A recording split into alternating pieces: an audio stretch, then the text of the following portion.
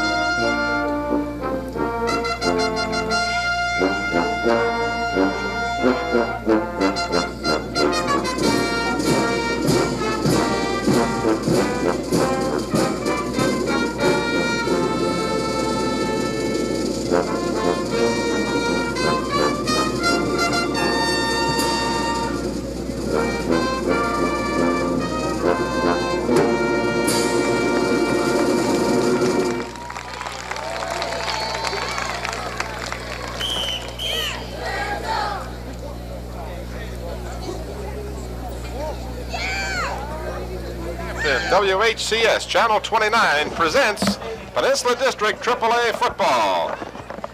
The Kecoughtan Warriors and the Phoebus Phantoms. Hi everybody, I'm Tim Cole along with Bob Hintz and A.G. Womble. Welcome to our tape-delayed coverage, the first of our expanded regular season coverage.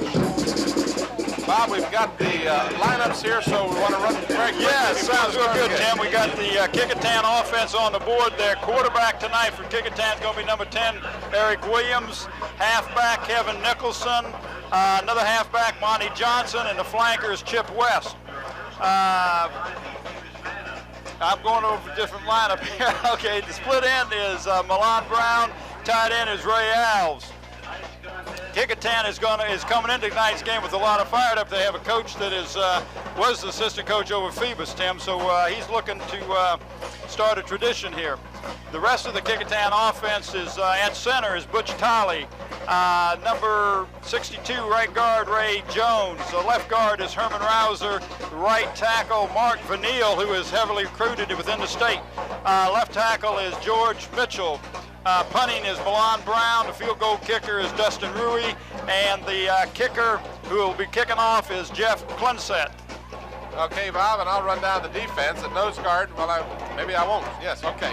Nose guard, Mark Banks. Left tackle, Mark Vernille. Right tackle, Billy Buborn.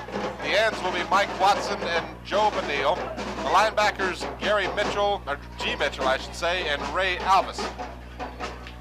And rounding out the defense for the Warriors, the right corner, Ernie Willis. Left corner, Chip West. Free safety, Barry Allen. And the strong safety, S. Starcher. That's Sean, by the way. Right. Coaches for Kecoughtan, Kurt Newsom, the head coach. The assistants, Mike Horton, Revis Conrad, Tyrus Woodard, and Al Moreau. We'll get a chance. We're going to show the Phoebus group tonight, too, Tim. The teams aren't out on the field yet, but they're just warming up. And I had a chance to talk to the coaches earlier today. Actually, it was yesterday I talked to them. And both of them were real fired up, but they would have rather had this game been played later on in the season, since there seems to be quite a bit of rivalry between these two teams because of the coaching changes and all. So, but as the schedule's set up, they got to play the first game. So, Kurt Newsom, who was the head coach over Kecoughtan, told me that this is kind of a pivotal game to them because they play two and then they're off a week. And he says it's really tough to go into a week off without the if you're down two. Tonight we have as you see on the screen, we got the officials, 2 or 3 of them on this side. We have Mike Robinson in the white cap, who's the referee. Bill Bullock is the umpire. Larry Turlington is the line judge. James Young is the back judge. Bob Thompson is the head linesman, and operating the clock tonight is a young man by the name of Mike Long. So, Tim, this is going to be an exciting game, and this is the start of our fourth season. Yes, we get old pros here. And with the start of this season, we are going to be expanding our coverage. And we'll get to the Phoebus offense right now. I'll get back to the expansion coverage. On the offense for the Phantoms, the quarterback will be Jeff Holloman.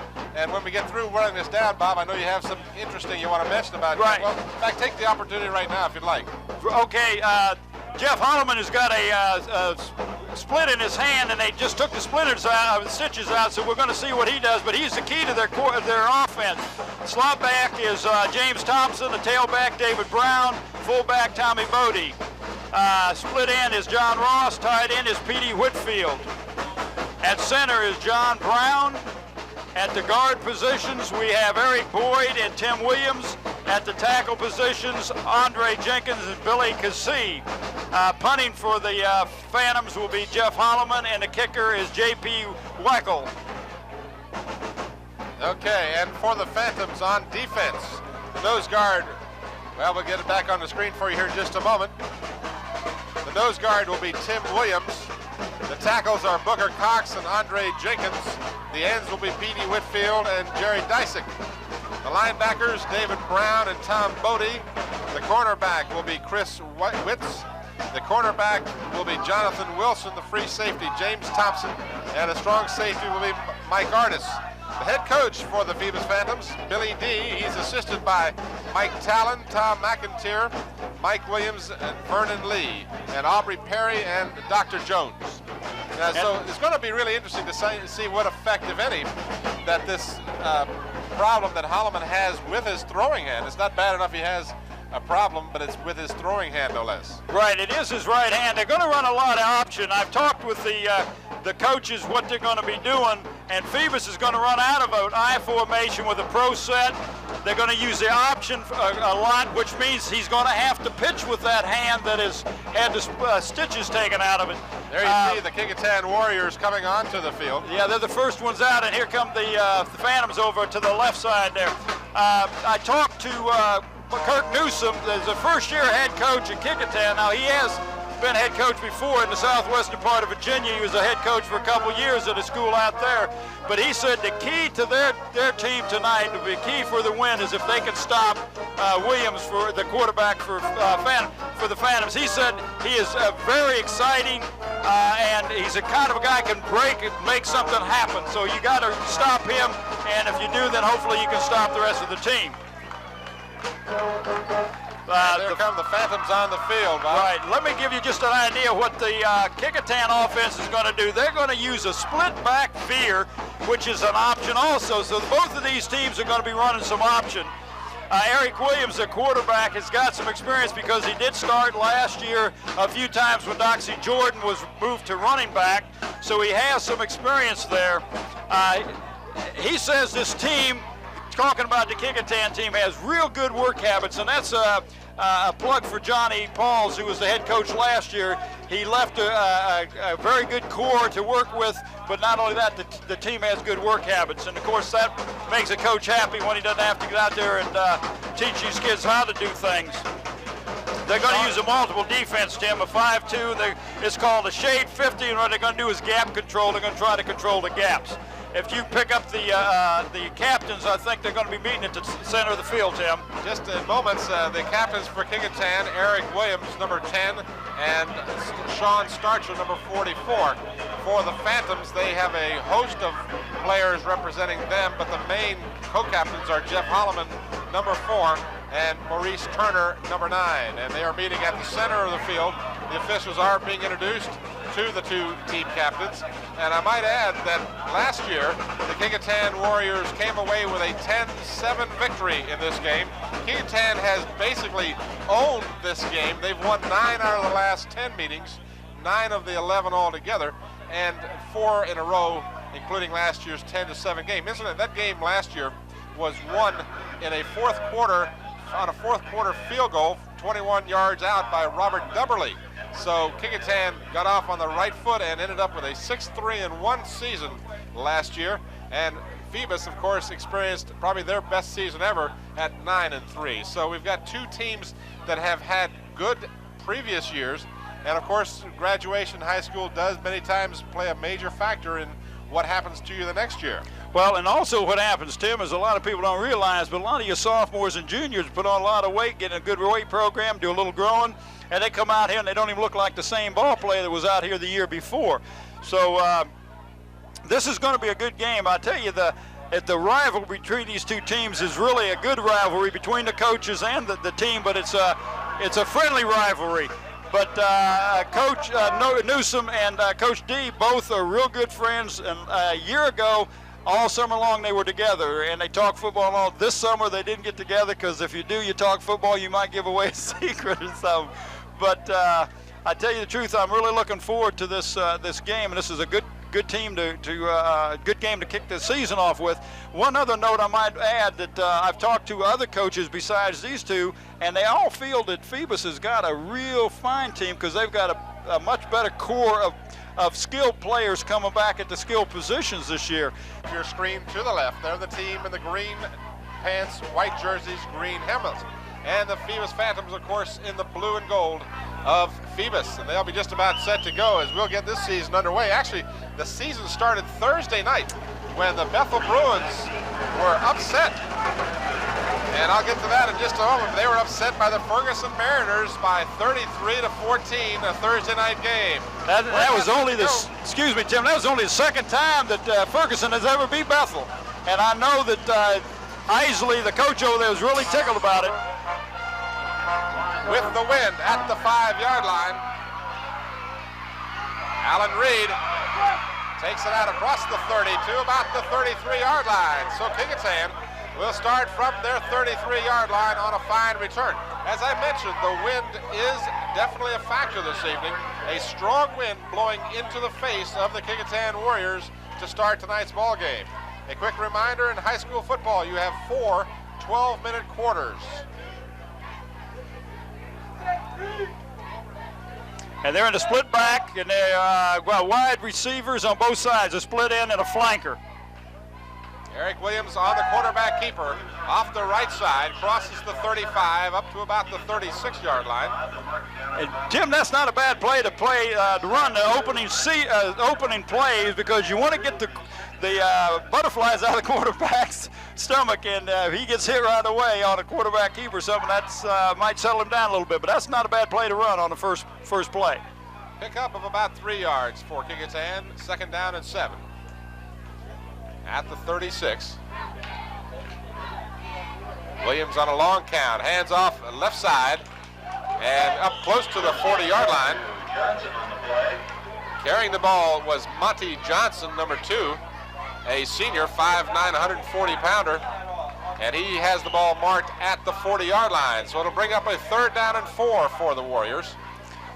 And both of the first 2 plays have been very, very simple handoffs. There wasn't a pitch or anything, and you got to make sure that your team is settled down before you run that pitch, because that is high-risk offense when you're pitching the ball, Tim. 3rd and 4, 2 wide receivers to the right. Milan Brown, one of those 2. Spinning away from a would-be tackler, a flag goes down, and short of the first down by about 2 or maybe 3 yards was Williams. He kept the ball, and we've got a flag down. So we'll wait and see. It appears to be against Kecoughtan. The initial indication holding against the Warriors. So likely here we'll see Phoebus deny the penalty and set up a 4th down, but we'll wait and see. But they may take it back if it's a 15-yarder. That might not be a bad call, and that's what he's going to do, because it's from the point of the foul, Tim. That's true. And I noticed number 61 for Kecoughtan is limping. That's the left guard, Herman Rouser, and he's acting like he's hurt. I guess that's it must be a 10-yard penalty, not a 15-yard penalty. That's my mistake, Tim. Well, we've got a couple of rule changes, and we'll get into that as time allows. They have marked the ball at the 26 of Kecoughtan. Brings up a 3rd down and about 18 for the first down. A little more than 10 minutes and 20 seconds to go in the first quarter.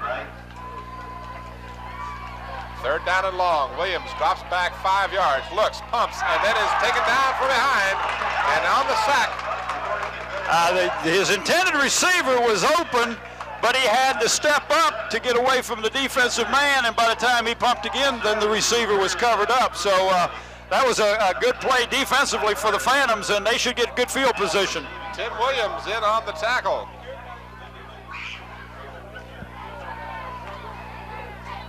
Taken at the 45, a diving catch, and the Phantoms will have good field position to start their initial possession of tonight's ball game. Well, Tim, that was that was kind of a dangerous play that he did, because he signaled for a catch, and then he had to run up and try to catch the ball, which he did. I'm sure that Coach D was had a couple of gray hairs to come in about that time. Well, maybe a couple fell out. I don't know which. But they got excellent field position on their own 45. The Phantoms with Jeff Holloman at quarterback from their 45. Holloman hands off up the middle, breaking it in with one man to beat all the way down to the 35. A late flag. And that may have been a face mask, Tim, because there was nobody but the runner and two tacklers. But that was just straight power eye football. Hand the ball to the first man, but the point of contact, the right guard and the guards on open up the set of Eric Boyd. Tim Williams did a good job opening up the hole on the right-hand side of the field that time, because they looked like he picked up about 21 yards, didn't he? And David Brown was the man picking up that yardage, and he'll have the ball moved on the penalty all the way down to the 19-yard line. So Phoebus, with one play, tacking on the penalty for grabbing the face mask, have a first down at the Kecoughtan 19. So the Phantoms find themselves in excellent field position early in the ball game. Well, that's nice to run one offensive play and be down at the 19, Tim, and that's exactly what's happened. They're in that power eye. Excuse me. This is Brown again, and he's down close to the 10-yard line. So for David Brown, a big running back, 6'2", 200 pounds, and he just gets that ball and drives right up the middle, and it's all the way down to the Kecoughtan 13-yard line. So it's second down and 4 for the Phantoms. Well, Tim, there's an awful big hole being opened up. Now, I know what they play in a multiple defense. They switch from a 4 front to a 5 front, but there's sure some holes opened up in there. This time, the first man through is Tom Bodie. That was the fullback. The first man threw on the left side, and the rest of the backfield went to the right side. So a little misdirection there. So Bodie picks up the first down for the Phantoms, down to the Kecoughtan 7-yard line, where it'll be first and goal. Wholesale substitutions for the Phantoms. So Brown carried the first 2 times, then Bodie picks up the first down.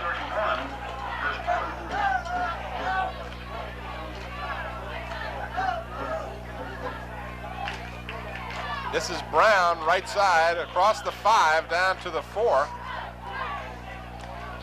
Tim, he's going right up the center. They're just beating the Kecoughtan defense off the ball. And they're making a head of contact across the line of scrimmage, and he is picking up good yardage. Looks like he's down about the 3-yard line, doesn't it? Yeah, you can see on the screen, it's on the right on the 3-yard line. Second and goal.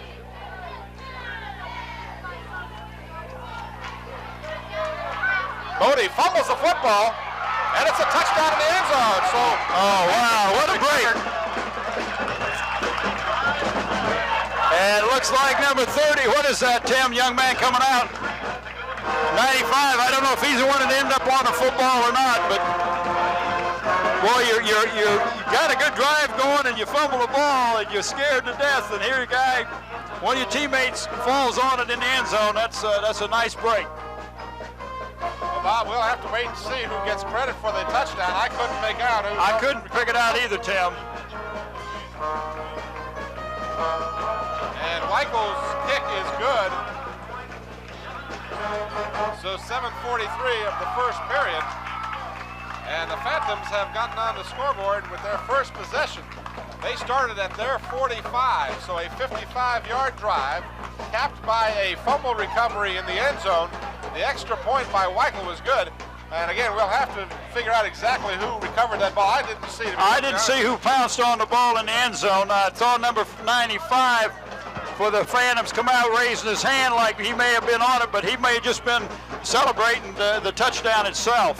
But that was a nice drive, 45. Also, it was helped by a 15-yard face mask penalty. So, you know, those little mistakes like that can hurt you, and that really did hurt the Kecoughtan Warriors. So the Phantoms have got it teed up again. 7:43 gone here, or rather remaining here in the first quarter. And the Phantoms have jumped on top with the win. Ball taken at the 7-yard line. That's Alan Reed again.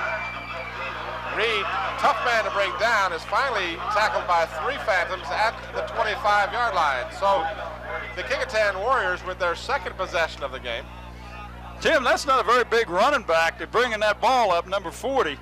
But he is hard to bring down. I don't know. What's his size? He's 5'6", 155. Well, he is short out there, but I tell you, he's got a lot of heart because he's not easy to bring down. 55 pounds. Yeah.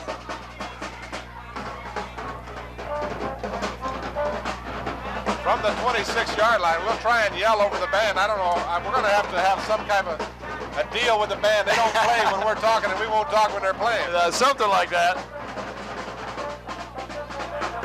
I'm not sure who's got the football. The quarterback, Tim, Eric Williams got the ball. What he did is did a reverse pivot, got the backfield going to the right, and he tried to come back, and the Phantoms were right on the ball. There's another flag.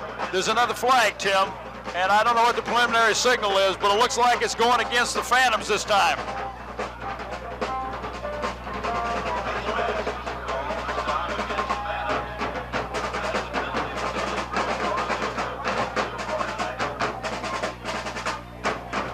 So they'll mark it off, a face mask call against the Phantoms. So Kecoughtan gets a little help from the officials. They marked the ball at the 43 of Kecoughtan, 1st and 10.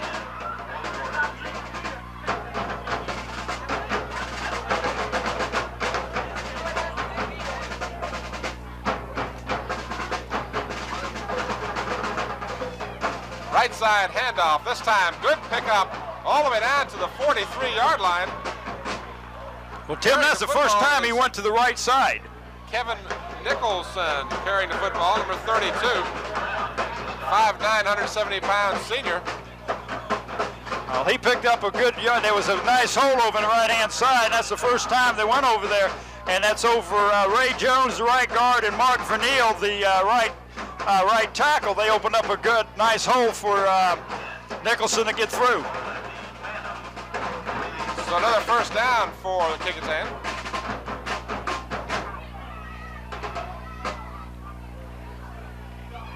Left side handoff, and the ball comes loose momentarily. But Tim, we got a flag on. To Kecoughtan. Excuse me, I didn't mean to override you. We have a flag. The flanker for Kecoughtan started to move just before the ball was snapped, and we can't see it because it's just in front of the Phoebus players there, but I do see it laying on the ground. It is, and that's the call. And he picked up, what, about 8 yards on that, so that's going to hurt you. Monty Johnson was the ball carrier for Kecoughtan, and the penalty will wipe that out. So an 8-yard pickup will be negated and a 5-yard penalty. So a 13-yard net loss. This is something you don't see in the score column, but you have to consider this sometimes. A lot of times penalties that are totaled up at the end of the game are not indicative of how much yardage is really lost. That's for sure, because just like you said, it was an 8-yard gain there, so it could have been 2nd and 2 instead of 1st and 15.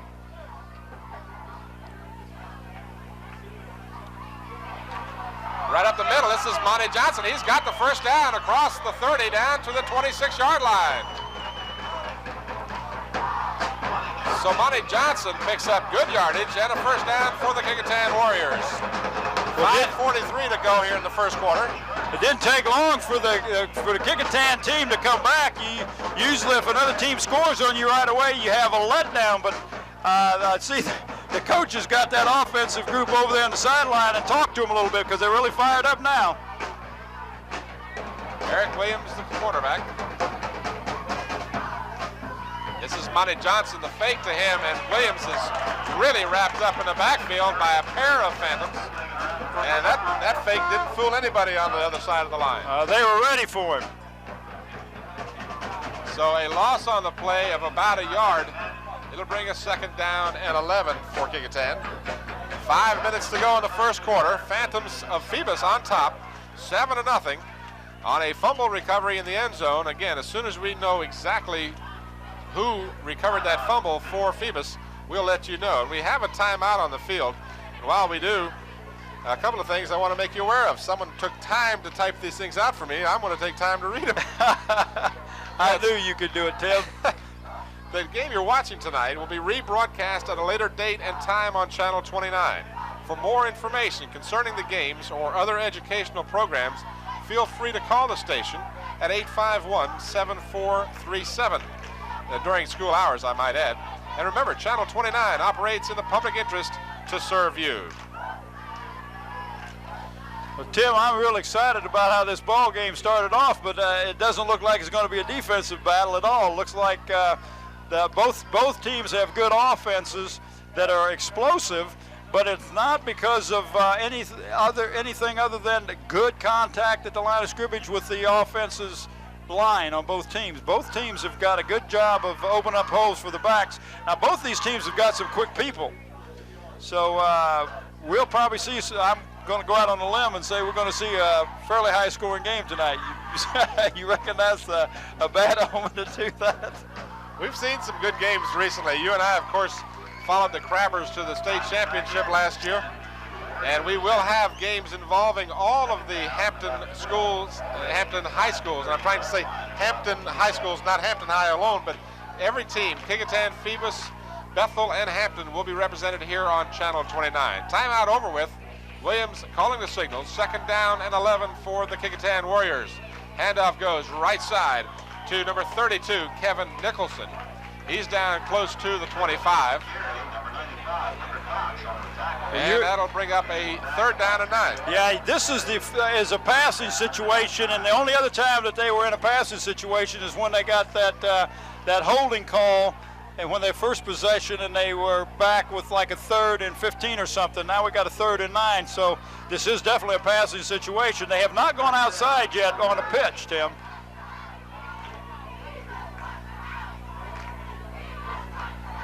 Williams back to pass. Now steps up in the pocket. Makes a nice move to get away from one would-be tackler. But then is taken down at the 20-yard line. So he'll be 4 yards shy of the 1st down.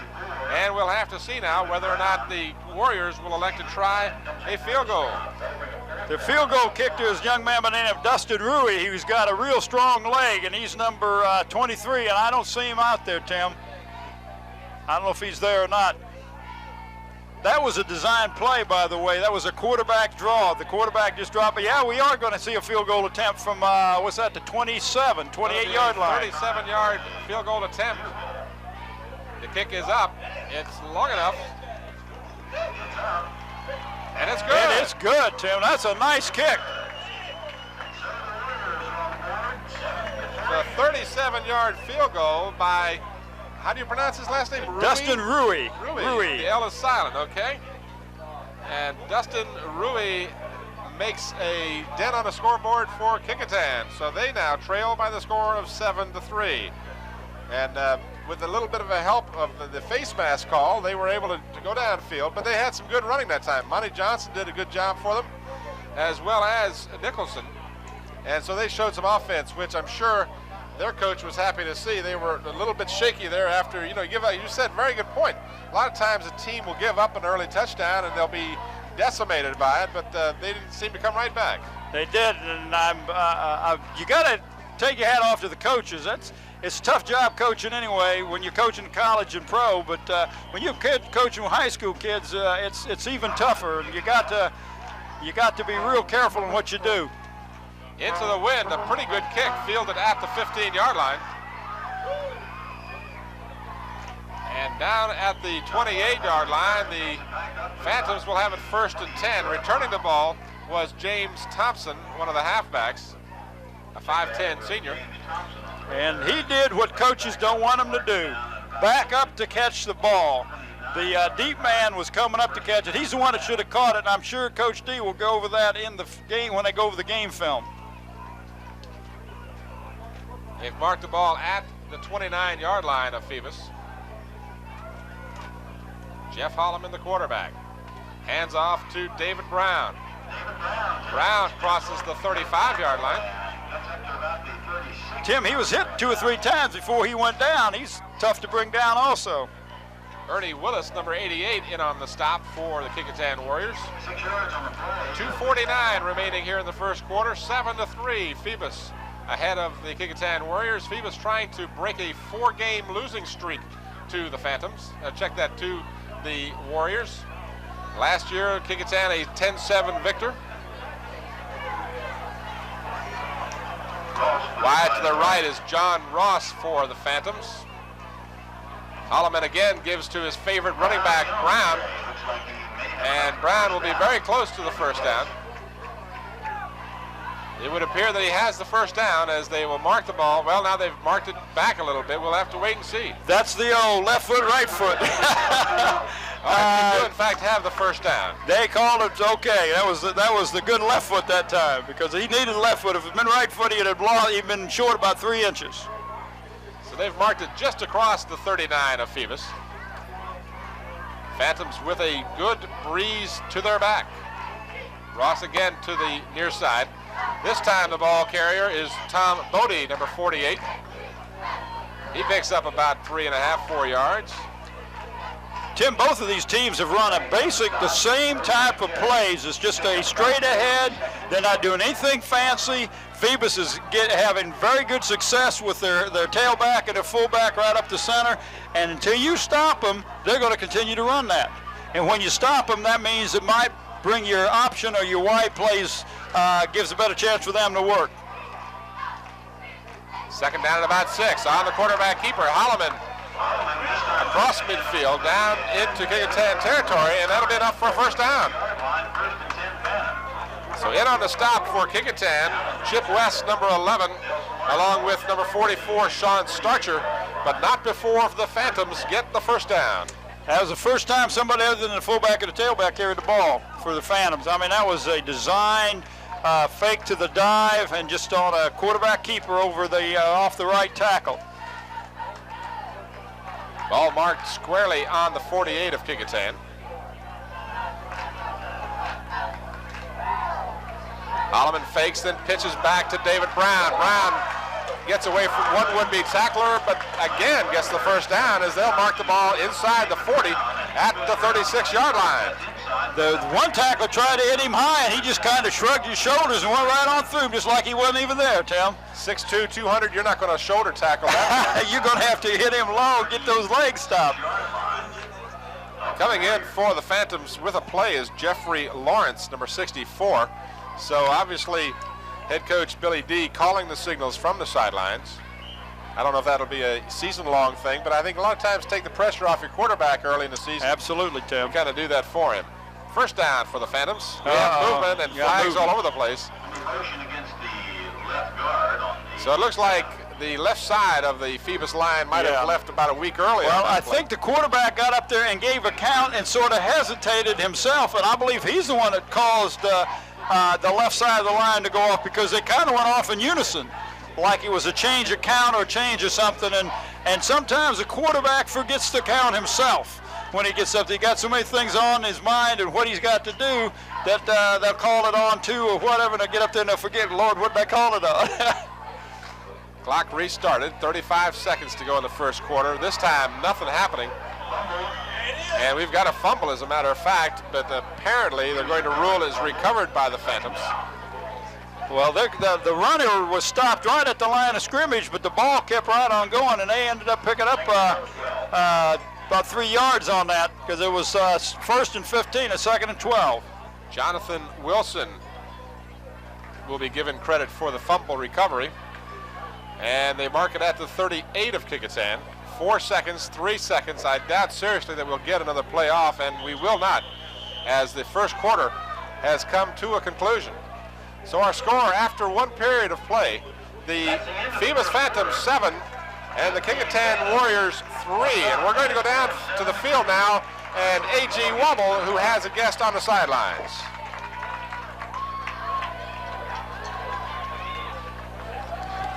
All right, Tim, Bob, we got Dr. Earl White here. Earl, you've been covering these football games here at the Hamptons Darling Stadium for a little while. For a number of years. I think it's probably 6 or 7 years now. How'd you get started in this, Earl? Well, an interest in sports medicine, because I'm an orthopedic surgeon and a lot of our injuries happen to involve the things that I do, and so it just naturally evolved. If the injured player goes out there, what are the first things that you try to do when you get out there on the field? Well, you've got to assess, first of all, whether or not there's a truly serious injury, whether there's anything that's life-threatening. Of course, that's very uncommon, but it can occur. And at that point, once you decide that there's not a truly serious injury in that sense, you've got to decide whether or not the man's capable of playing and just the extent of the injury at that point. The view from down here is not bad either. Well, it's a good view because it's a little different. You don't get the big picture as much as you get the close-up picture. Okay, thanks a lot, Earl. Hope we don't need you tonight. Flag down on the field. I started to say the Warriors stopping the running play, and we've got illegal shift against Phoebus. So it was second down and about 12, and a 1-yard gain. We'll see whether Kecoughtan will take the play or not, and it will be declined, so it'll bring up a 3rd down and 9 for the Phantoms. And about 9. They've marked the ball squarely at the 35 of Kecoughtan. Kecoughtan trailing 7-3, 11:49 and running here in the second quarter. Wind seems to have died down just a little bit. We had a gale force wind at the beginning of the game. We really did. I see the flag at the far end of the side field is still standing pretty straight out. It's gusting out there, Tim. It's not quite as bad as it was, but it's been windy all day.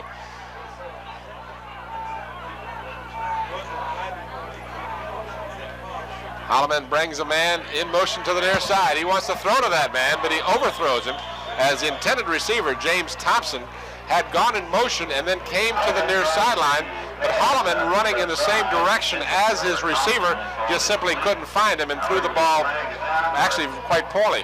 Yeah, it's hard to run to the left and throw as a right-handed quarterback. You got to rotate your shoulders, but there is another flag on the play. It's against the Phantoms, so probably what they'll do is they will, depending on the severity of the penalty, but I would imagine the Warriors will just decline the penalty because they're going to have to kick the ball, unless it's a 15-yarder, which it looks like that's what happened here. No, it's just a 5-yarder, illegal man downfield. But they lose the down also, Tim. That's why they took it. So it is 4th down now. Illegal receiver downfield. That's loss of down. So the penalty is starting to mount up, as you may well expect in the first game of the season for both teams. Holloman gets the kick away. It's taken on a, well, I started to say it's taken. The ball is knocked loose, and we'll wait and see how they rule this. Phoebus saying they recovered, but no sign from the official yet. And I believe they're going to say that if that was in fact the whistle, that was a real quick whistle. Well, it had to be a quick because he lost it as he's trying to catch the ball, and I know that, well, Phoebus has got to be real upset by that call. That was a very questionable call from this side, because it looked like the man did not have control, but they may have called, Tim, that he caught it, his knees were down, the ball was dead, and then he fumbled it when he hit the ground. So, well, in any event, the ball belongs to the Warriors as they will start from their 15-yard line. Handoff, no gain in the middle. Ball carrier was Monty Johnson. Yeah, it looked like a bad call, but of course it's a lot easier to say that from up here. You don't know exactly the call down there, but it did appear as if it was kind of a quick whistle. Right. Even though you call a fair catch, you still have to cleanly field the ball. That's right. And evidently the official felt like he caught the ball, knees on, the ball's dead, and then he fumbled it when he fell forward. So I don't know. I'm glad I don't have to make the call, Tim. Pickup of a little more than a yard. Second down, and we'll call it 9. And the ball carrier this time is Kevin Nicholson, and he has only a little more success than the last time.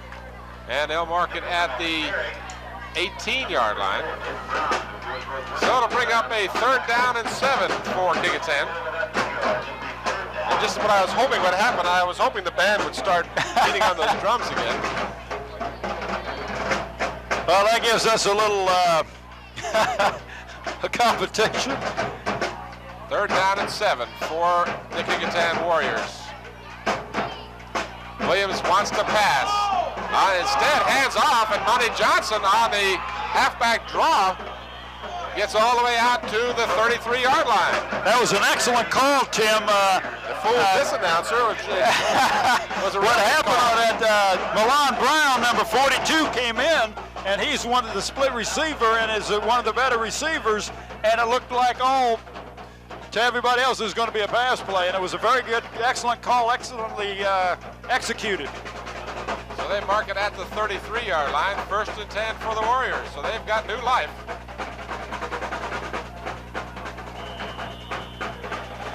Pickup of a couple of yards inside, tough yardage. Nicholson carries the ball.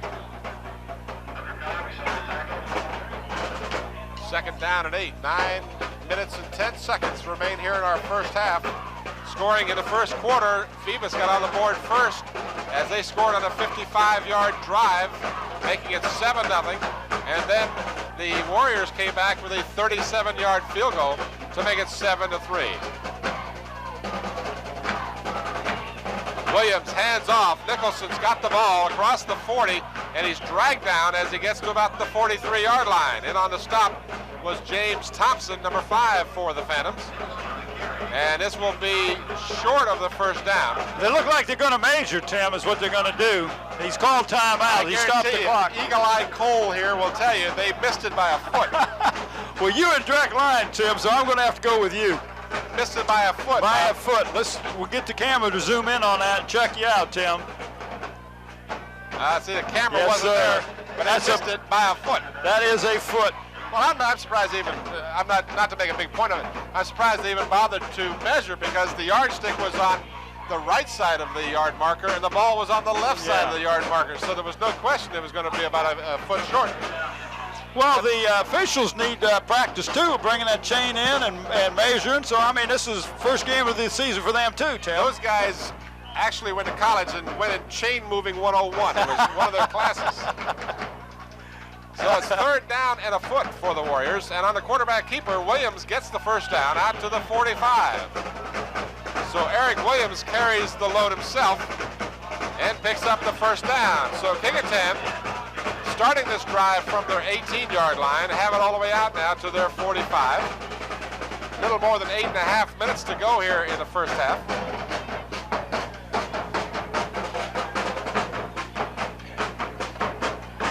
This is the initial ball game of our coverage this year. We have expanded our coverage, and after this play, I'll get into that, make you aware of some of the things we've got going on.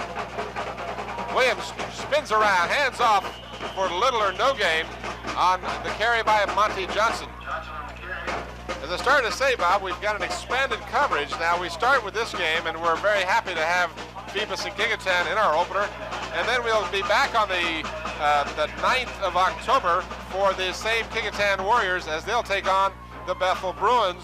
Then the following week, we will be here for the game between the Hampton Crabbers and the Lafayette team from Williamsburg.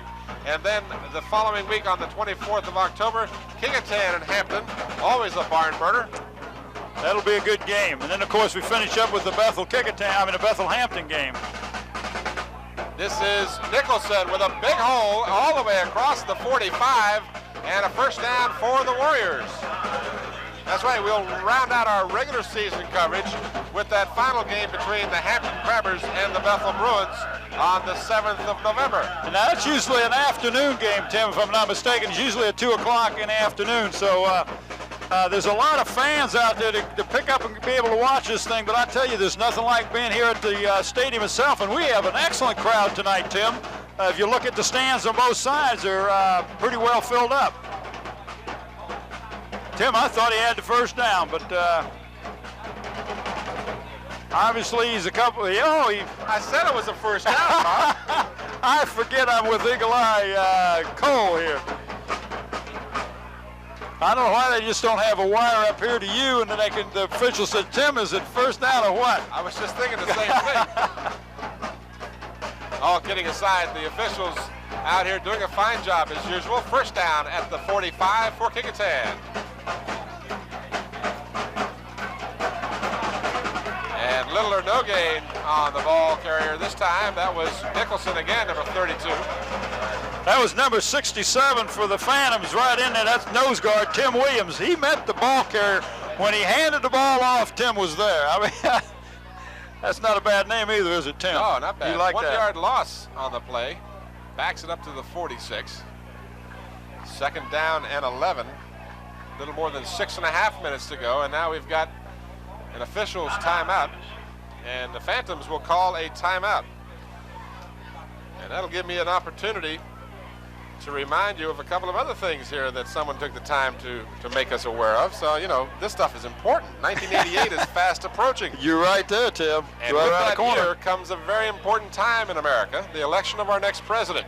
If you're not registered to vote, sign up soon. You can get official information on voting at the Hampton Registrar's office located at 101 Kingsway Mall, or you can call 727-6218 between 8:30 and 5 p.m. Monday through Friday. Get involved in the decision-making process of our local and national government. They take the time to write it, I should be able to read it. Well, but you're right. It should be a lot of progress there.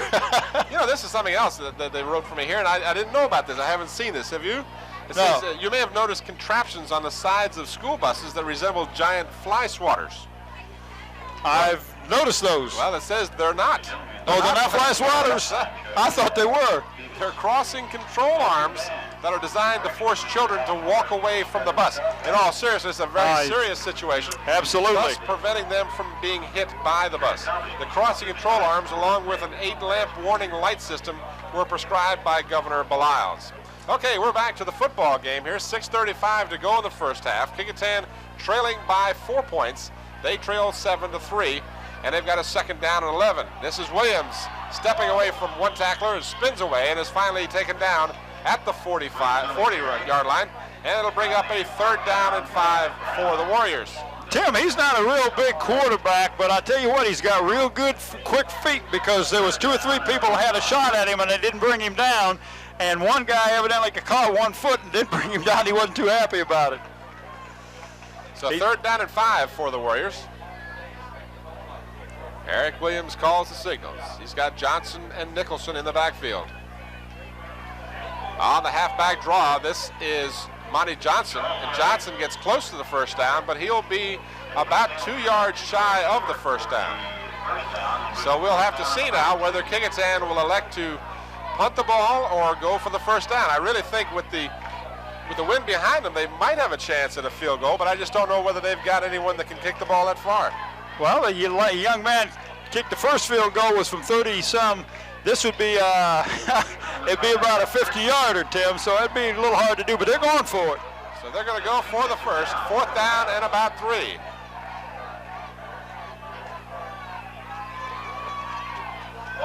Hand off right side, they didn't get it. Well, I tell you, the defense really stood up and stuck that time. He didn't have a chance, Tim. So the Phantoms will take over on downs as the defensive line of the Phantoms stood up tall and kept the Warriors from getting the first down. So 5 minutes and 10 seconds remain here in the first half. The Phantoms have come up with some big defense, and they'll be led by Jeff Holloman, who's trotted on the field with the offensive team. John Ross comes to the near side. He is the wide receiver to the left.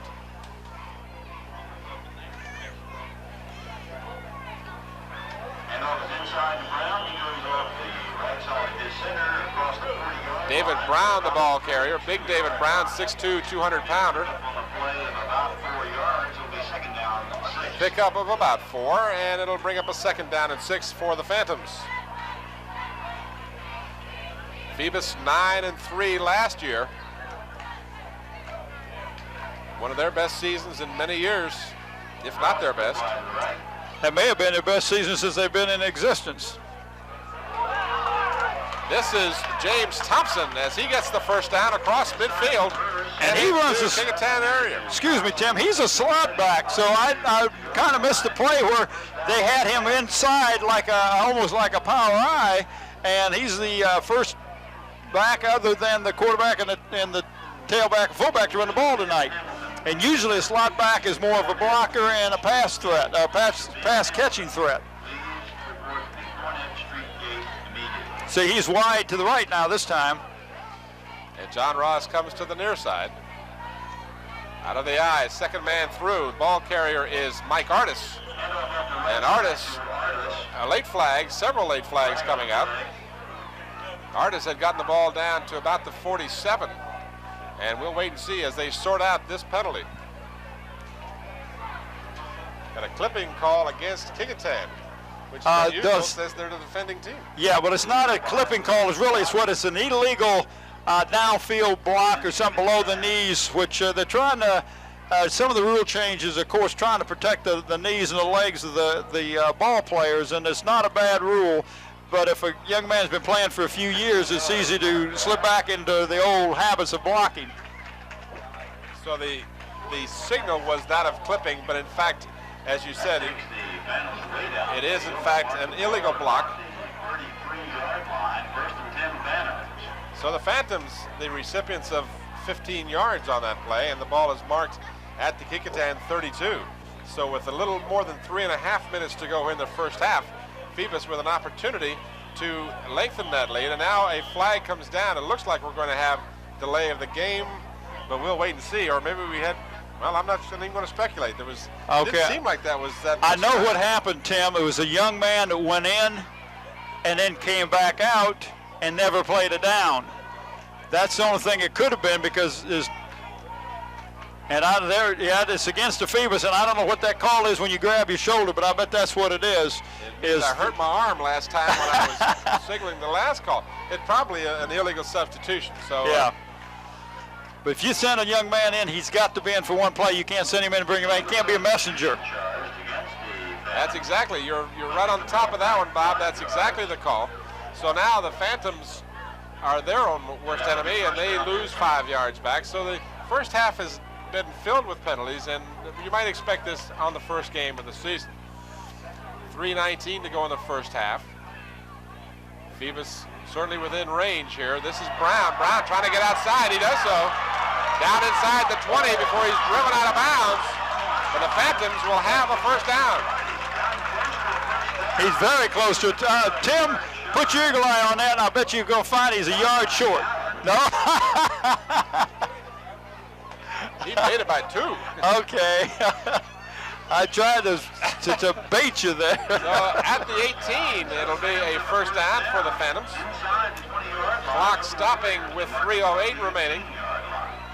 Phantoms trying to increase that lead. They lead 7-3. Ross lines up wide to the right. Backfield has Mike Artis, and the quarterback keeper, Holloman, wrestled down with one arm. That was a right tackle. Billy Mewburn got a hold of him that time, and he got a hold of the jersey, and he went where the jersey went. That was down. So far, Holloman has not seemingly had any difficulty with that injury to his right hand. And sure hasn't. The coaches were concerned about that. When I was over there talking to him Thursday, Coach Talon was working with him and toughening him up a little bit by throwing the ball hard to him, and seemed to have taken the numbness or the soreness off of the hand.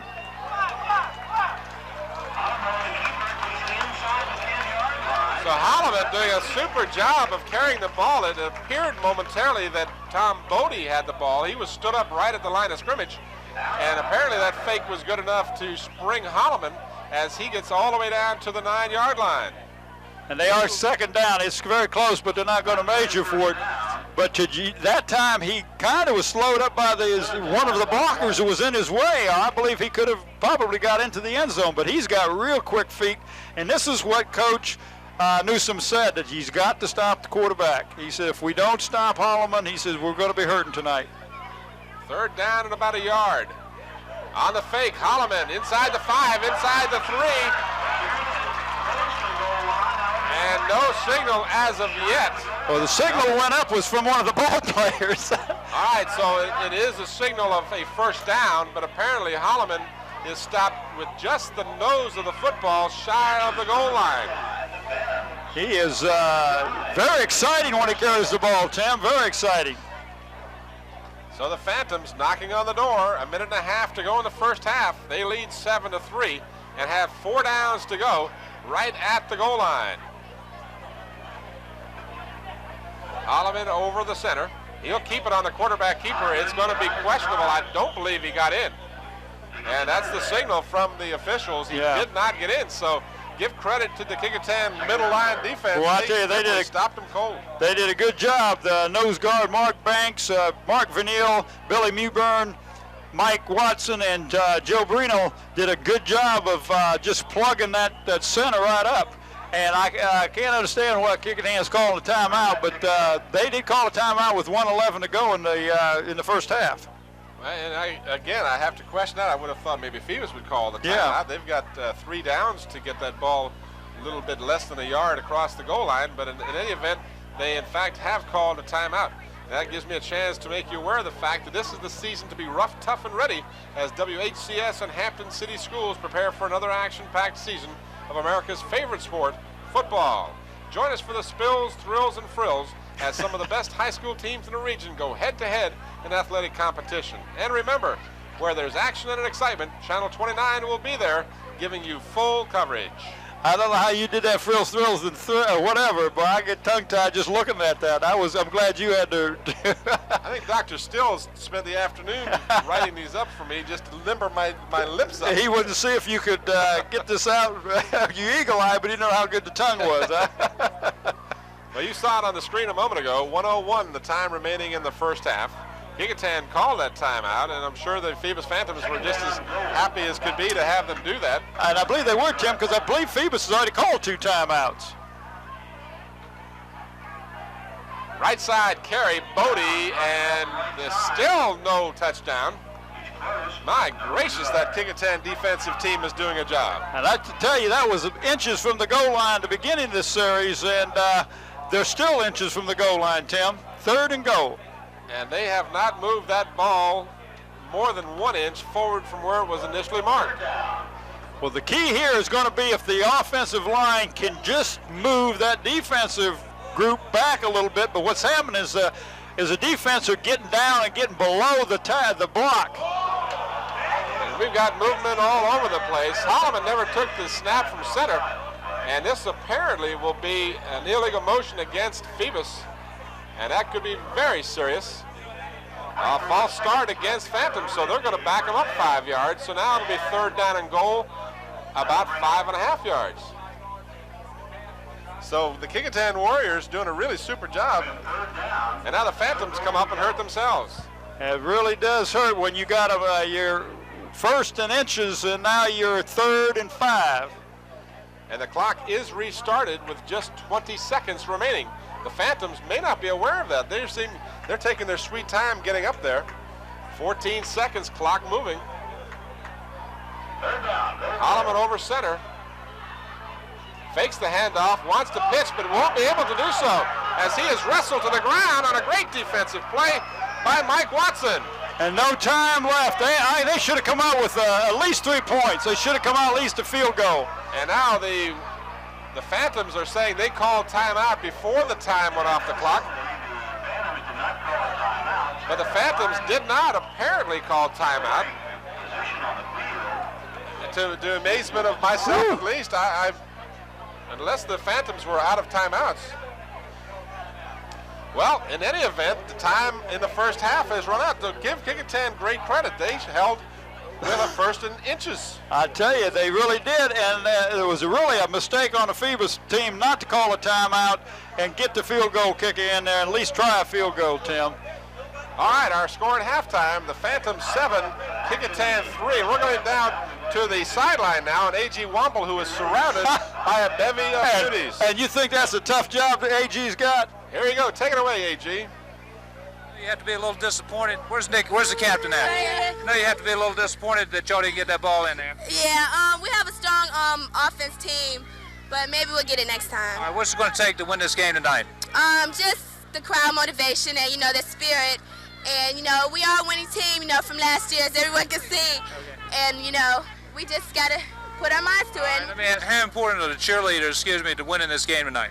Very important. I think we should do all that we can to motivate the crowd. All right, any predictions on the final score? We're going to win about 6 points. 6 points. 6 points. Okay. Okay, Tim, you heard it first, right here. Now back to you, AG. All right, AG, thank you very much. And we're at halftime. Our score at halftime, Phoebus 7, Kecoughtan 3. We'll be back with second half action after this brief timeout.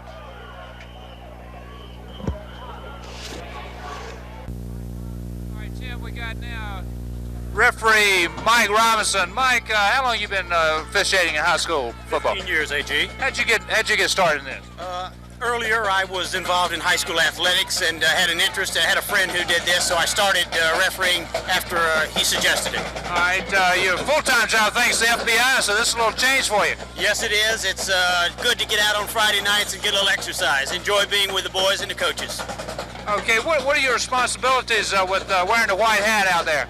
Well, the referee is in charge of a crew. We've got a crew of 5 individuals, the referee, umpire, head linesman, line judge, and back judge. And the referee sort of administers the game. All right, how's this game gone so far tonight, from your standpoint? It's been a well-played game. Both teams looking good, and we're looking forward to a good second half. All right, Mike, you guys do a great job. Sometimes it's a thankless job, but we couldn't play football without you. We really appreciate your contributions. Thank you very much. All right, good luck to you. Thank you very much, Mike. Okay, Tim, now back to you. Tim Cole with Bob Hintz and A.G. Womble back at Darling Stadium in Hampton. Our halftime score, the Phoebus Phantoms 7, the Kecoughtan Warriors 3. And Bob, the first half was a well-played first half. A lot of penalties, unfortunately, but that was to be expected. But you and I both expressed concern or our observation of the lack of a score there late in the second quarter. We have to wonder what happened to Phoebus. I tell you, it's just a lack of concentration on the team. They got so intent on trying to get the ball in when they were first and inches from the goal line, and Kecoughtan stopped them a couple times. And I remarked then that I was very surprised that Kecoughtan called the timeout, but they did call a timeout. But Phoebus was just kind of unaware, it seemed like, of what was happening on the field. And they let the clock run down, never got of course they got the penalty and moved it back to the 5-yard line, but they never got got the clock stopped so that they could at least try a field goal. You get down there, Tim, first and goal on inches, you got to come away with at least 3 points. That's got to be a little morale booster to the Warriors. They got to come out now fired up, especially defensively. And, of course, when your defense does something like that, it just kind of rolls right into the offense. And they will be kicking off, so Phoebus does have the ball to start the second half. But they will be going into still a pretty stiff breeze, gusting at least. And at times, I would say anywhere from 20 to 25 mile an hour gust. Other games Friday night, I might make you aware of the fact that besides the Kecoughtan Phoebus game, also the Hampton Crabbers, the defending state champions, traveled to Petersburg, a team that they beat 43-0 last year. And Warwick and Menchville played Friday night as well. And then Saturday night, Lafayette played at Denby. This game is being shown at Tuesday at 9 and Wednesday at 9 p.m. and again Thursday morning at 9 a.m. 9 p.m. Tuesday and Wednesday, 9 a.m. on Thursday. We've got whistles and flags, so hold everything. The kick was underway, but we'll have everybody move back. They may have been offside, but usually if their kicking team is offside, they don't stop the play. That's unusual, unless there was something that... That's unusual for him to do that, Tim. Well, an illegal procedure was the indication from one official. In any event, they're going to bring the ball back. While we're talking about the schedule and upcoming games, next Friday, there are 3 games being played on in the Peninsula area. Actually, Bethel will travel to Kempsville, and Hampton will host the Phoebus Phantoms here at Darling Stadium Friday the 11th, and Kecoughtan will travel to Todd Stadium and play the Patriots of Denby Friday night. So why don't you go out and support your favorite high school team this coming Friday night. The Warriors will have it teed up again, and Jeff Klungseth will get it away. He's got a good kick with the wind, of course. Is fielded at the 10-yard line. This is Mike Artis. Artis trying to get outside. It's across the 30 and then knocked out of bounds at the 35-yard line on a good hit by Kecoughtan's number 44, Sean Starcher. And the Phantoms will set up with good field position. They marked the ball just across their 34-yard line. Just a little note there, I was talking to Coach Newsom, and he said that number 44, Sean Starcher, he's a small back, but he said he's one of the harder workers that he has on the team, and the young man did a good job of nailing that runner that time. He certainly did. He made Artis remember his number, I'm sure. And tattooed it. From the 34, Holloman calls the signals. Hands off to David Brown across the 35. Driving all the way to the 40-yard line. Tim, he carried 3 or 4 tacklers with him. A very strong runner. Looked like a scrum in rugby. You're right, it really did. So Brown's big running abilities carry the ball all the way out to the 41. And it's going to be a 2nd down and 3. Incidentally, we did find out during halftime that Reggie Parrish, number 85 for the Phantoms, was given credit for the fumble recovery for the touchdown in the first half. This is a carry this time by Bobby Turner, I believe it was. Garrison to carry off the right side, gain of the play of about 1 on 3rd down 2. Well, check that. It is Garris, Leon Garris, number 32, who is in the starting backfield here in the second half. So Brown and Bodie, who did the bulk of the ball carrying for the Phantoms in the first half, and now we see Garris check in the ball game, and he's in the backfield with Brown and Artis. Holloman hands off to the first man through. This is David Brown, who breaks it across the 45 down to the 42-yard line of Kecoughtan. Well, that quick opener has really popped him through, Tim. That was an amazing play because it was just a real quick handoff, and the quarterback moved on down the line of scrimmage, and he was already 10 yards down the field before the lineman knew where he was. So they've marked it at the 42 of Kecoughtan, 1st and 10. 10 minutes and 20 seconds to go in the third quarter. Phoebus holding on to a 7-3 lead. Artis in the backfield with Brown. Garris is in the slot. This is Mike Artis, and he is going to be swarmed over by 3 Warriors. Amongst others was 76 Mark Banks and number 87 Mike Watson. He lost a little bit of yards that time. The whole right side of that defensive unit for the Warrior just came right on across. It was it was one of those that you said, wow, where'd all these people come from? The nose guard and the tackle, and then from that side we're all in the backfield. So a loss on the play of about 3 yards. 2nd down and 13. Uh-oh. And Kecoughtan has recovered. So James Thompson did a super job of running. He got the first down, but as he was going down, he fumbled the football. And it was recovered by the Kecoughtan Warriors. And pouncing on that ball was number 88, Ernie Willis. That was an excellent run, but you got to hang on to the ball, Tim. If you don't hang on to the ball, it doesn't do you any good. And there was nobody else but Kecoughtan people around that ball because the first guy missed it. And it was the second Kecoughtan Warrior that ended up recovering the ball. Now this could hurt Kecoughtan, an early timeout when you're not expecting and you're not wanting to do it.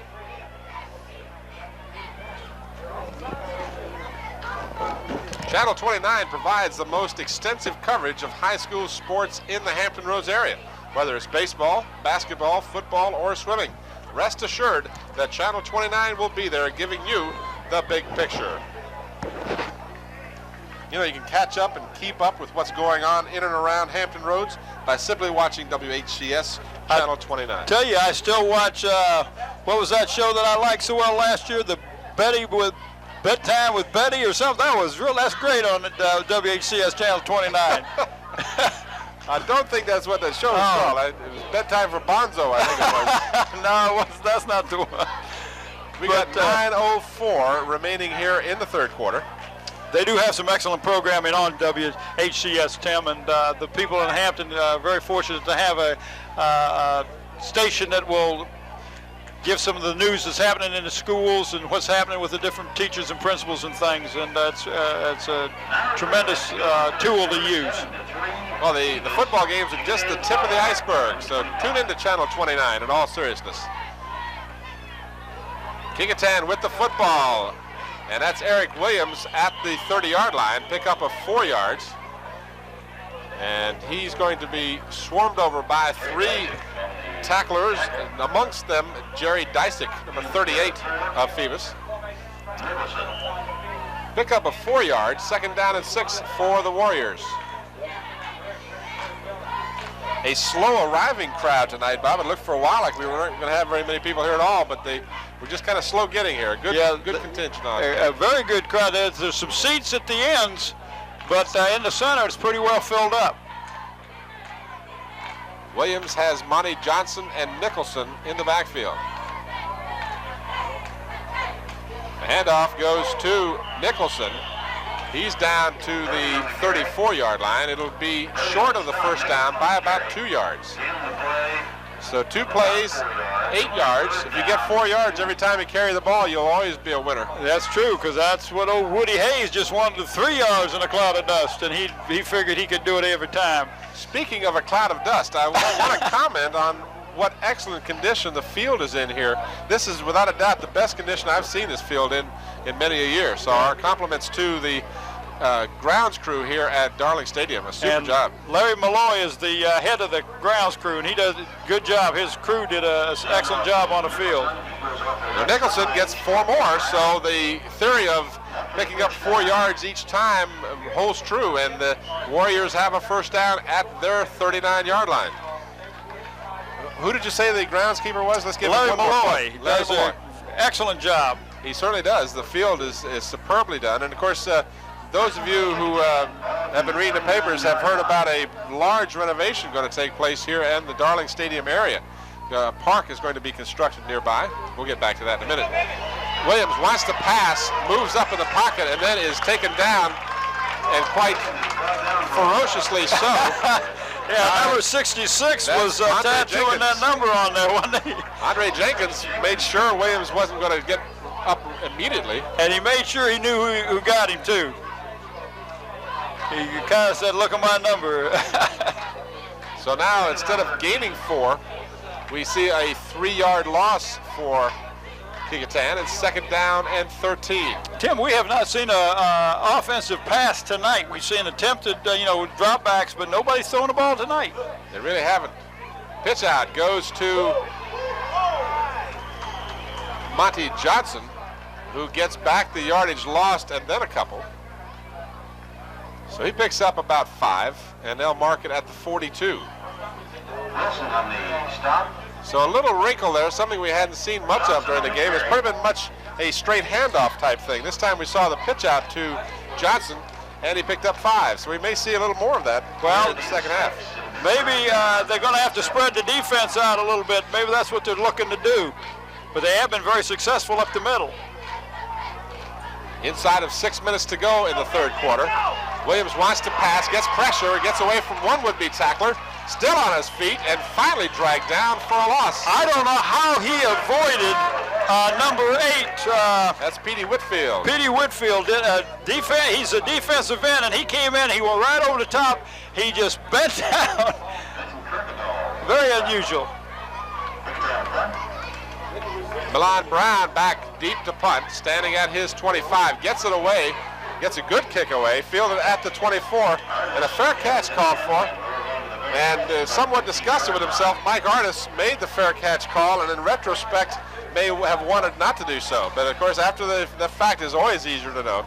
Yeah, you don't want to give up field position. You don't want to take a chance on a fumble. This game is certainly, it's no question this game is up for grabs, 7-3, with more than 5 minutes to go in the third quarter. And who was it that said it was going to be high scoring? Was that you, I Tim? think that was you. That was me. Oh, you're still me. You're the eagle eye. I'm the eagle eye. Okay. You're the score predictor. We got a momentary stop in the play here as they get the yard markers squared away on the far sidelines. Well, we can be assured that those guys did not pass chain advancement 101 with an 8. They're working on their degree. So the Phantoms, leading by the score of 7-3, take over. They've got it at their 25. Inside handoff for David Brown, who has been most prolific tonight. He picks up about 8 or 9 yards. And he's not only a good, strong runner, Tim, but he's hard to bring down. He's a slashing type of runner. You hit him, you can't hit him high and bring him down. We saw another guy try to do that earlier tonight. He's just an excellent runner, and he picked up 9 yards on that carry. So 2nd down and 1 of those situations where maybe later on in the season you might want to waste it down by airing the ball out. But we haven't seen anything of that nature on the part of either of these quarterbacks tonight to speak of. 2nd and short. And the handoff to Artis. Artis slashing off the right side across the 40, and he gets the first down for the Phantoms. Well, now this second half has been all Phoebus. They moved the ball well the first possession, and they coughed it up on a fumble after the runner got through the line of scrimmage, and they seem to be running the ball well now. I thought maybe the defensive team for the Kecoughtan Warriors would be a little hyped up after doing such a good job at the end of the first half, but Phantoms coming out and doing some movement on that line of scrimmage and opened up some holes. 1st and 10 at the 42.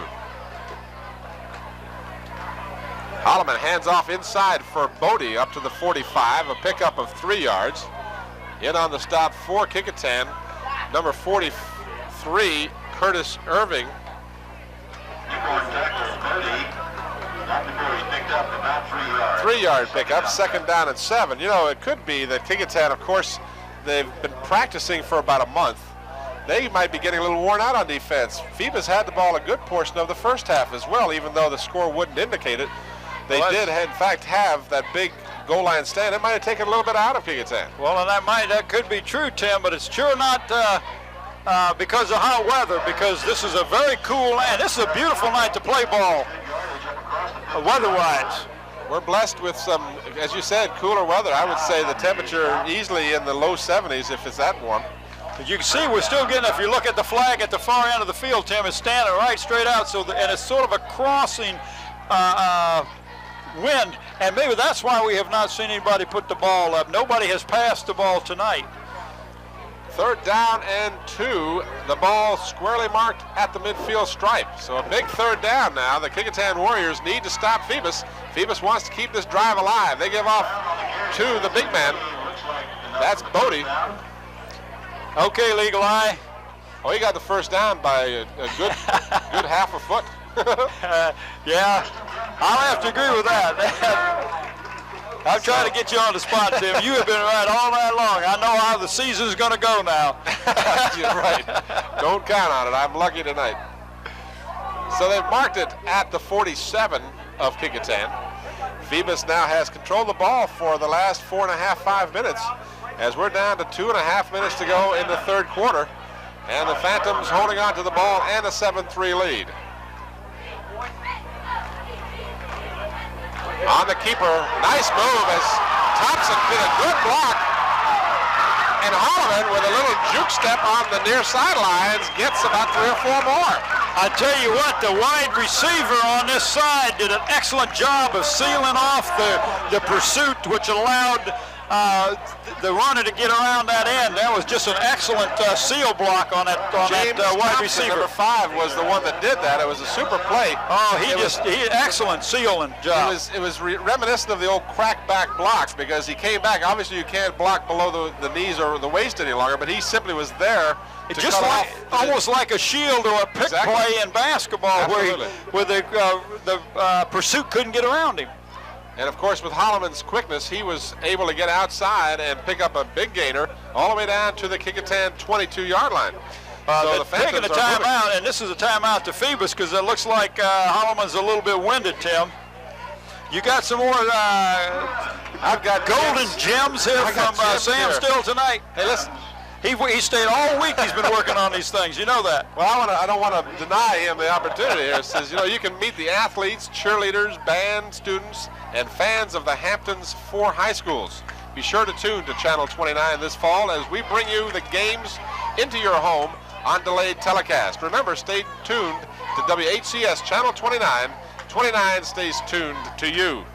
And that's true. You know, that's true. Absolutely true. We got some extra games here coming up. We were very blessed with the fact that Dr. Sam Stills, who coordinates all of this and does a super job, has picked out 5 very, very interesting sounding games. And of course, this game has been a real barn burner.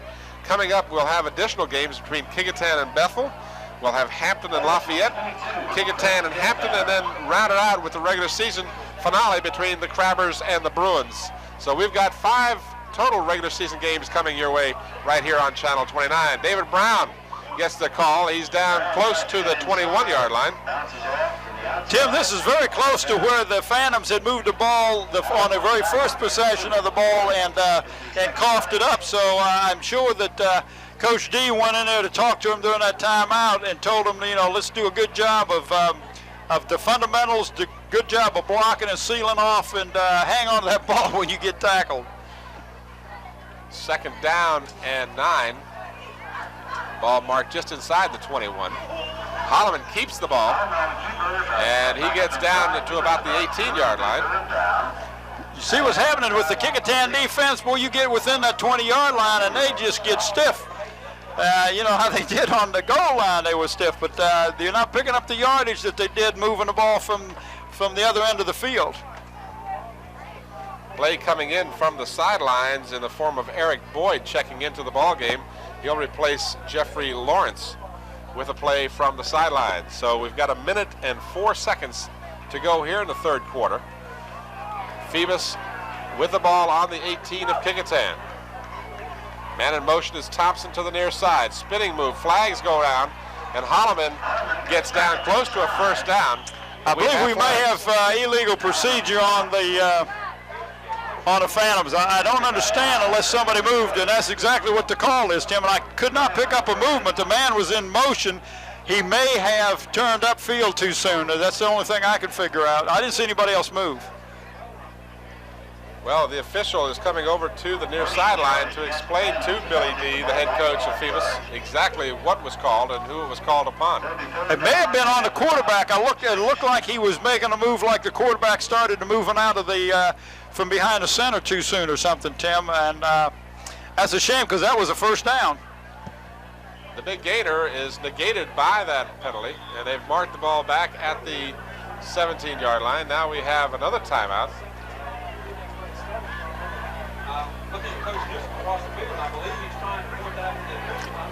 I believe what's happened is they marked it correctly. They did not mark it correctly. Yeah, I don't think they marked off the 5 yards.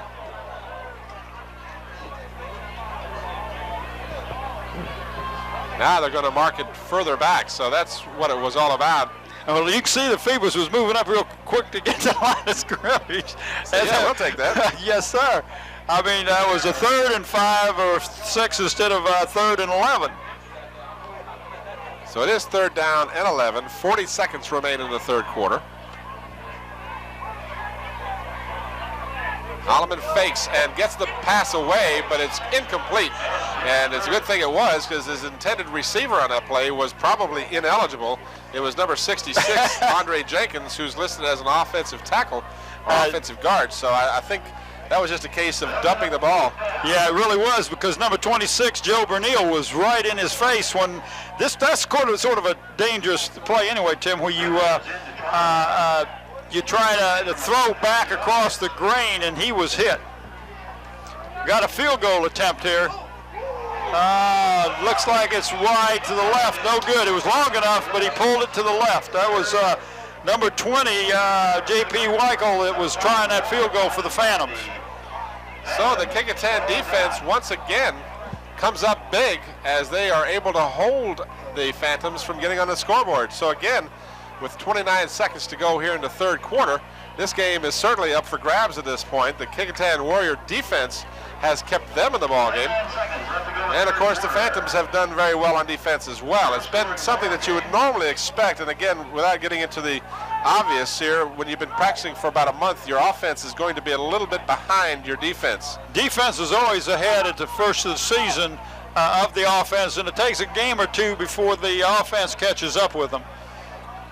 So the Warriors take over on the touchback at their 20.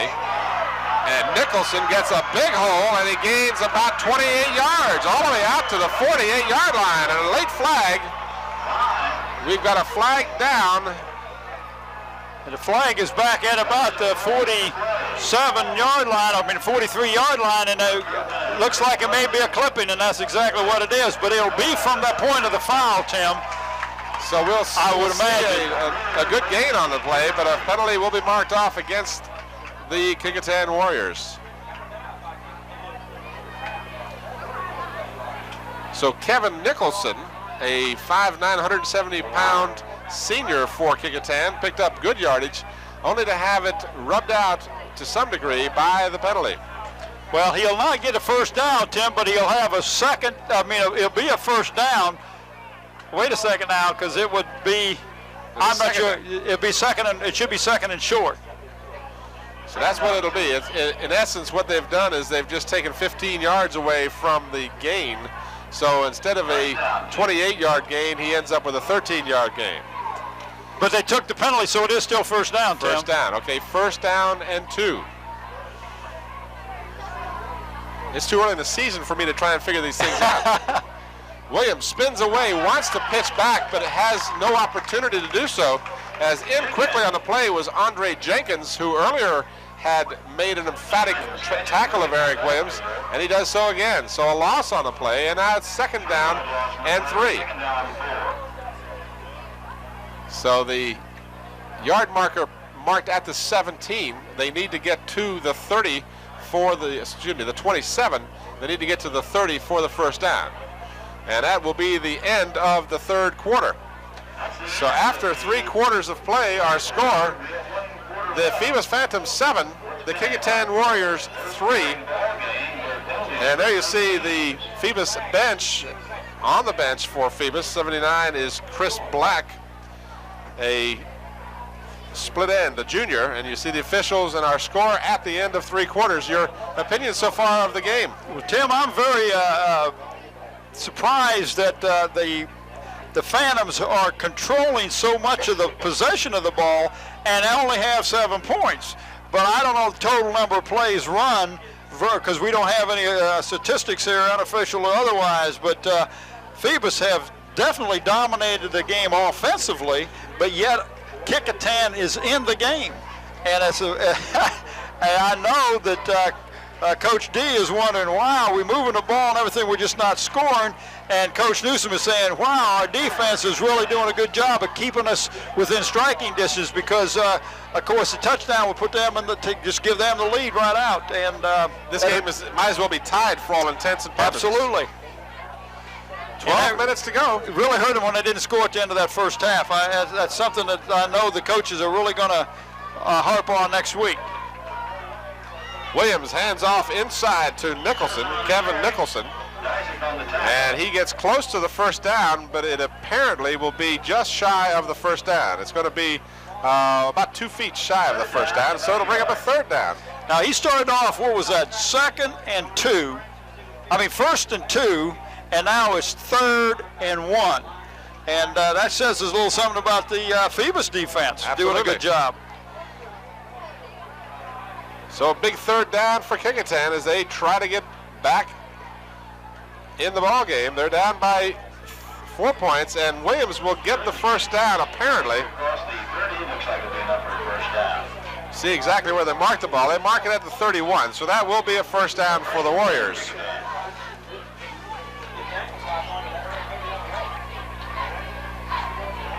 $11 minutes and 15 seconds to go in the fourth quarter. 7-3. All of the scoring coming in the first half, as we watched the Phoebus Phantoms score on a 55-yard drive with 7:43 to go in the first quarter. And Reggie Parrish recovered a fumble in the end zone for the touchdown. The extra point was good. And then a 37-yard field goal by the Kecoughtan Warriors made it 7-3, and that's the way we stand. First pass to the game, Tim. Complete pass over the middle. It's a tight end, just went right across the middle. Nothing fancy about it. Ray Alves was the man making the reception. Let me tell you a little something about this Ray Alves. This young man is a 3.0 plus student. I mean, he's got a 3 points average, and he is being recruited by the Ivy League schools, and he's leaning towards Cornell or Columbia right now, and he calls the defensive signals out there for the most part for the coaches. And that's the, oh wow, that's going to negate this with a long one. So an unsportsmanlike penalty against the Kecoughtan Warriors, 15 yards, and that's got to hurt big time. Sure was. You had a second down and short. Now you got a first down and wow, looks like that was at 20, Tim.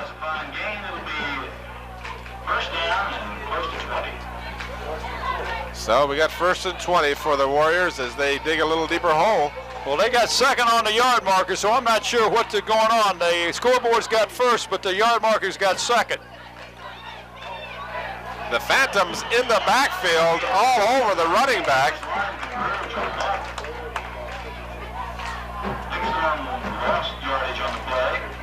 So no gain, in fact, an additional loss. It'll bring up a second down now. The yard marker on the far side of the field is incorrect. No, it isn't, or Tim. Is it incorrect? It was correct. Third. It is third down because the play had ended. They evidently took the penalty from the play, so it was after the play had already done on the pass play. So it's 3rd and 22. Dropping back deep, setting up the screen on the near sideline. This is Monty Johnson. Johnson needs to get by a couple of would-be tacklers. He does so, and then he steps out of bounds, however, up around the 36, 37-yard line, but it'll be well short of the first down. But that was an excellent play, and I could see that developing, that it was going to be a screen play because they let the defensive backs come in real quick. The quarterback backpedaled, give them a little room, and they picked up quite a few yards, but not enough. So back in deep punt formation is Milan Brown, number 32. And he'll get it away. This one not a particularly good kick, and it takes a Phoebus bounce. And it'll roll dead at the 47 of Phoebus. So the Phantoms will have excellent field position. 9:19 to go in the ball game, and they lead by the score of 7-3. Milan Brown, who is the kicker for the punter for the Warriors, is also one of their flanker split end players. His daddy used to be assistant coach over at Bethel High School, now is assistant coach at Hampton University. So he gets a little extra coaching on the off season, I'm sure, from his dad. 1st and 10 from the 47. Inside handoff, galloping forward is Bodie. He fumbles the ball, but well after he was down. And a big pickup, he just kind of galloped through there. He has really been a workhorse tonight, Tim. I'd like to know what stats that he has, but Dave Brown has just been an excellent runner tonight. The Phantoms, of course, want the clock to run. They want to keep possession, and of course, if they can score, that would be that much more for them. Thompson comes to the near side. Handoff goes to Brown. Brown cuts inside, and Brown gets the first down as he crosses the 40 of Kecoughtan. And they'll move the ball back a little bit, but it'll nonetheless be a first down for the Phantoms at the 40. Well, the Phoebus ball players, when they get hit, do a lot of spinning, Tim, and they seem like they're spinning right out of the grasp of the Kecoughtan tacklers. They pick up an extra yard or two, which makes a difference in first down situations.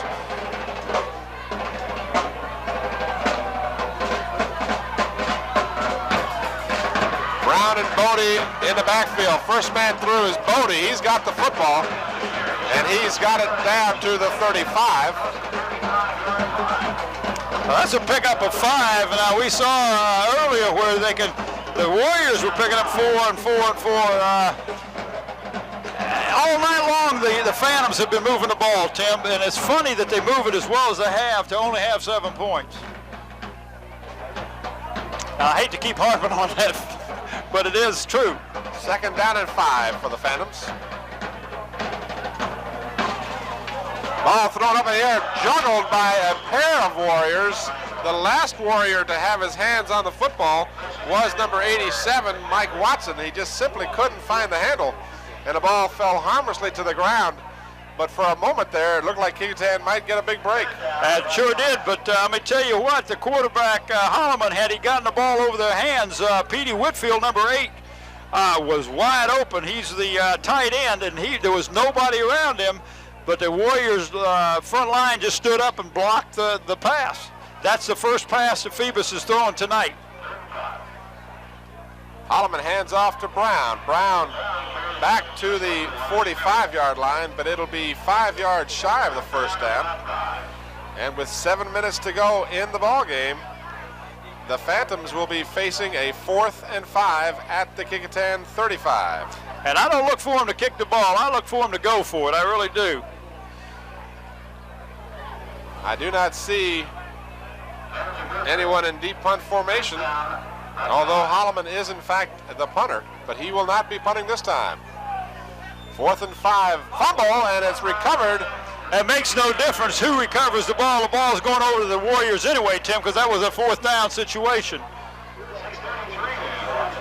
So the Kecoughtan defense once again, and I hate to use this cliche because it's one of my favorites, but they bend, but they don't break. They don't break. They're the old palm tree.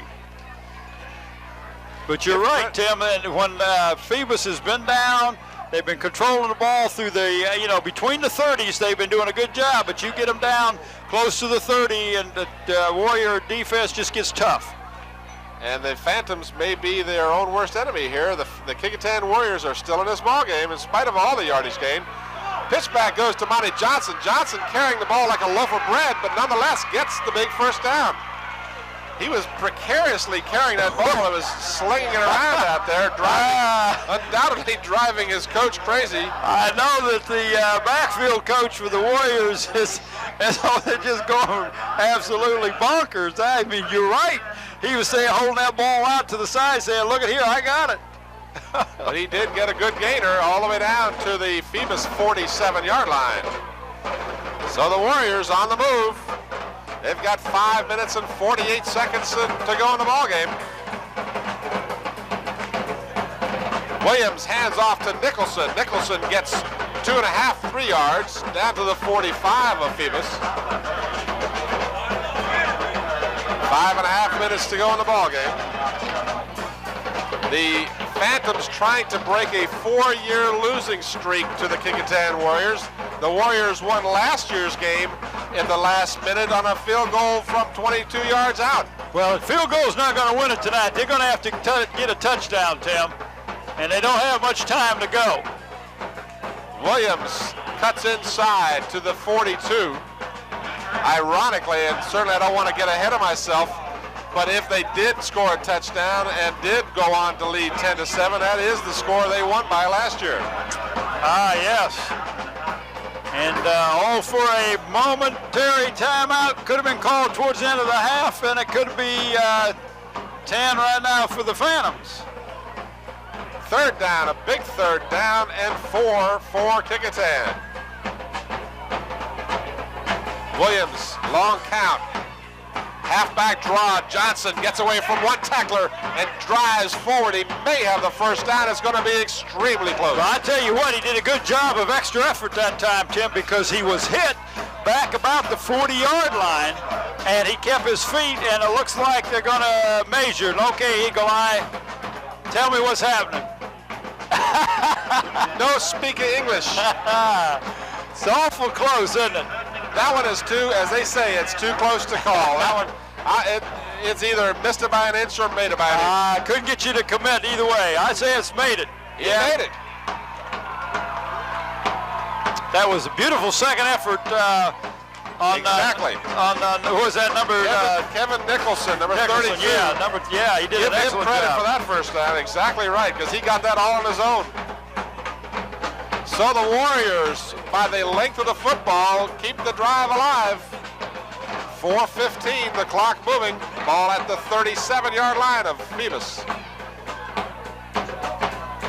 Williams inside for Nicholson again. Fumble, and we'll wait and see. I believe they're going to rule the ball had been down. Yeah, it was blown dead that time. There was no doubt about it. He was down before the ball ever came out. Gain of only 2 yards. The Warriors trailing by the score of 7-3. need, as you said, they cannot tie the game or win it with a field goal. They have to have a touchdown. There you see on the near sideline here some of the attractive cheerleaders for the Phoebus Phantoms. The crowd has been relatively quiet tonight, though. They really have. They've been seeing a good game, but it has been a whole lot of... It was a nice stick on a tackle that time, but the ball carrier still fell ahead and picked up a yard or two. Give credit for a good stick by David Brown, one of those two-way players that you see so many times. Usually your good athletes will do that. They'll play both offense and defense. And Brown, who has been outstanding carrying the ball this evening, that time made a good stop on the running play by Kevin Nicholson. So he not only can take a hit, he can give a hit, can he? Certainly can. Ball marked at the 33. It's third down and about 6. So another big down for the Warriors. Williams wants to pass, throws into a crowd, and is behind the intended receiver. The intended receiver on the play was Chip West, the flanker. He was surrounded by 3 Phantoms, and the ball fell incomplete. So now we have a 4th down and 6. Mike Artist, the number 10 strong safety on that time. That ball went right through his hands, Tim. I know he was looking all the way for it, but we're at the point right now where the Kecoughtan calls a timeout. They've got to go for it. With 2 minutes and 18 to go, you're down by 4. 4th and 5 or 6 yards. You got to do something, Tim, and you can't give the ball up because the Phantoms have been real good at moving the ball offensively.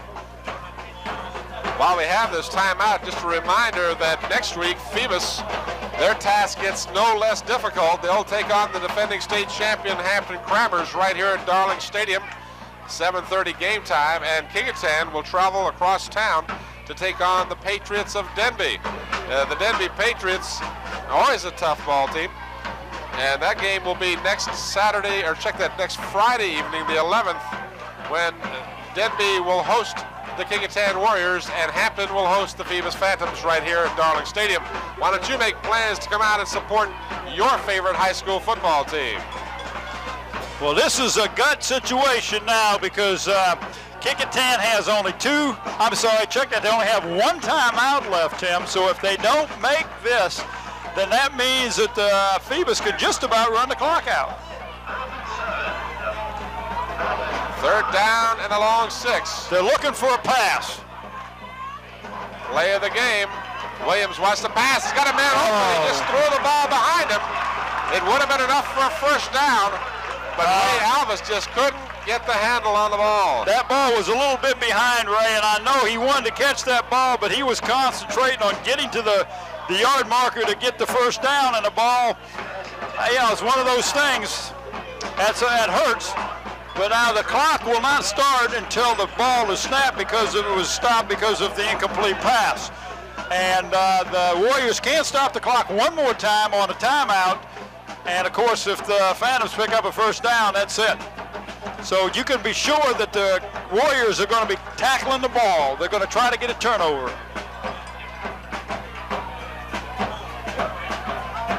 Bodie gets the call. He's out to the 35. You know, we didn't even get a chance to talk about the new rule this year, Bob. Of course, hopefully before the season's over with, we will, about the fact that there will no longer be tie ball games in AAA football. Yeah, they have to do something and to break the tie, which I think is good. You hate to go to a ball game and watch a ball game and sit there and feel like you kissed your sister because you're tied. I think that's a good rule, and I know the coaches want it. It's a rule that a lot of people may not be aware of, but as the situation may warrant later on in our season's coverage, we'll get into that. This is Artis being dragged down from behind after a short gain. Clock moves inside of 2 minutes. And as you said, Kecoughtan with 1 lone remaining timeout, saving that timeout should they be able to get it here. There's a 3rd down and about 6 for the Phantoms. They'll use every minute or every second that they're allotted to get the ball off. But Kecoughtan has to hope that they can get a 4th down situation here and then call a timeout to retain as much time as they can. We're inside a minute and a half. Kecoughtan trailing by 4, and they've got to stop Phoebus at this point. And Kecoughtan has got all their ball players right up close to the line of scrimmage. They know that the Phantoms are not going to put the ball in the air, Tim. So they had 9 ball players up within 1.5 yards of the line of scrimmage. So it brings up a 4th down, and Kecoughtan has not called a timeout. We are moving down to 1 minute exactly remaining in the ball game. So Kecoughtan looking at a situation where it's 4th and 1.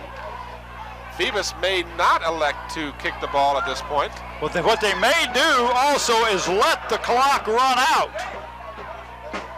and just take a 5-yard penalty. Well, that's what they did. They took as much time as they could and then didn't take the penalty. In fact, what happened was a very smart move on the part of Phoebus.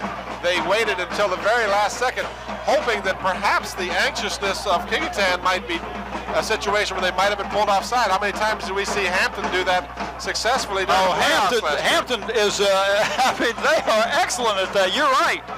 But, and of course, the Warriors, you know, they're anxious, and they was hoping they could draw them offside, which would have given them a 1st down in that case. But they're going to have to punt the ball, and you can bet that the Warriors are going to try to block this kick. That is one thing they've got to do. 13 or 14 players on this thing to try and block it. Actually, in reality, they're not, but they got 9 up there, Tim. They got 9 up there, and I'm sure they're going to see most of those fellas coming. A good kick by Holloman. Holloman drives the ball all the way back inside the 20. And that's where Kecoughtan will start, inside the 20 at about the 19-yard line. So we have less than 30 seconds, only 28 ticks of the clock remaining. Do you think Kecoughtan is still in there, but it's getting dimmer and dimmer. Tim, do you think he'll put the ball in the air? If he hasn't done it all night, he certainly will have to now. And you can bet that the Phantoms are going to be in what they call a prevent defense. He's going to have his safeties back there playing like a center fielder. They're not going to let anybody get behind him, and you can see they're really backing up.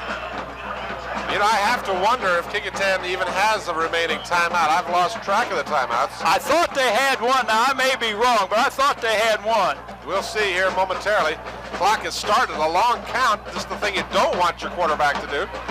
Williams airs it out. He's got a man open. It's a flag down, and Alvis has the ball. Another flag, a late flag, so that will stop the clock with 10 seconds remaining. Well, you know what? 2 flags. If you're Phoebus, you don't want your guys going out there pulling face masks, doing something stupid with 10 seconds to go in a game, and it gives the Kecoughtan Warriors maybe a little bit better field position. But there are 2 flags, and the first one may have been a procedure on the Warriors, and the second one probably was a late hit, face mask or something of that nature against the Phantoms. So I don't know how they're going to call it. Well, they picked up one of them. The officials discussing it with the quarterback of the Kecoughtan Warriors, Williams. And apparently it's going to be against the Phantoms, but we'll wait and see exactly what it is. Official calls face mask against the Phantoms, so the gain stands and they tack on 15. Well, maybe there was both penalties were against the Phantoms. That's the only thing it could have been. And they took the one that was to their advantage, of course, which was the 15-yarder from the point of the contact. Restarted, unlike in college ball, the clock restarted, and this could be the last play of the game. We're down to 3 seconds. Williams is going to throw a Hail Mary. He throws a bullet downfield. It's battled for. It's in the air. Who's got it?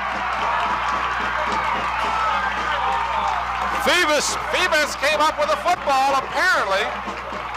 And there's no time left on the clock, Tim, but I'll tell you what, you talk about a thrilling ending to a football game. This was just excellent.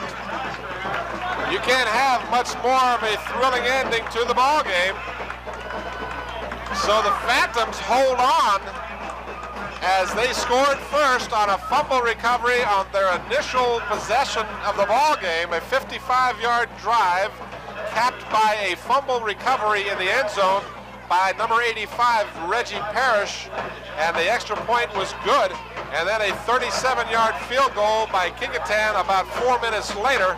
But that was the extent of the scoring as we had. It was up for grabs right until literally the last second. It really was, and I know the Phoebus coaches are ecstatic as far as winning the game, Tim, but you know they're going to view that film, and that face mask on a last call really gave the Warriors a chance to get the ball in the end zone, because had that not happened, I don't believe the quarterback Williams is strong enough to get that ball in the end zone from the 40-yard line of their 40-yard line. I mean, that's a 60-yard call. That's a hard throw to make. Now, he only had to make about a 40-yard throw, which gave them a chance.